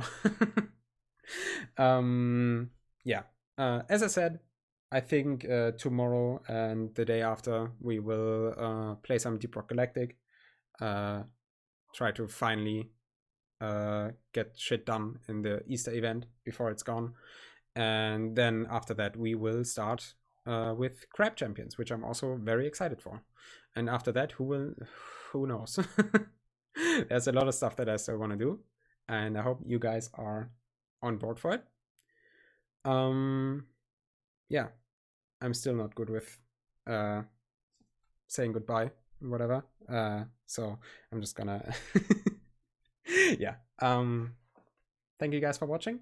As always, it's been a pleasure to have streamed for you. I hope I was able to entertain you.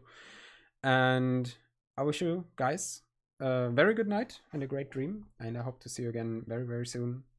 Have a good one. Take care.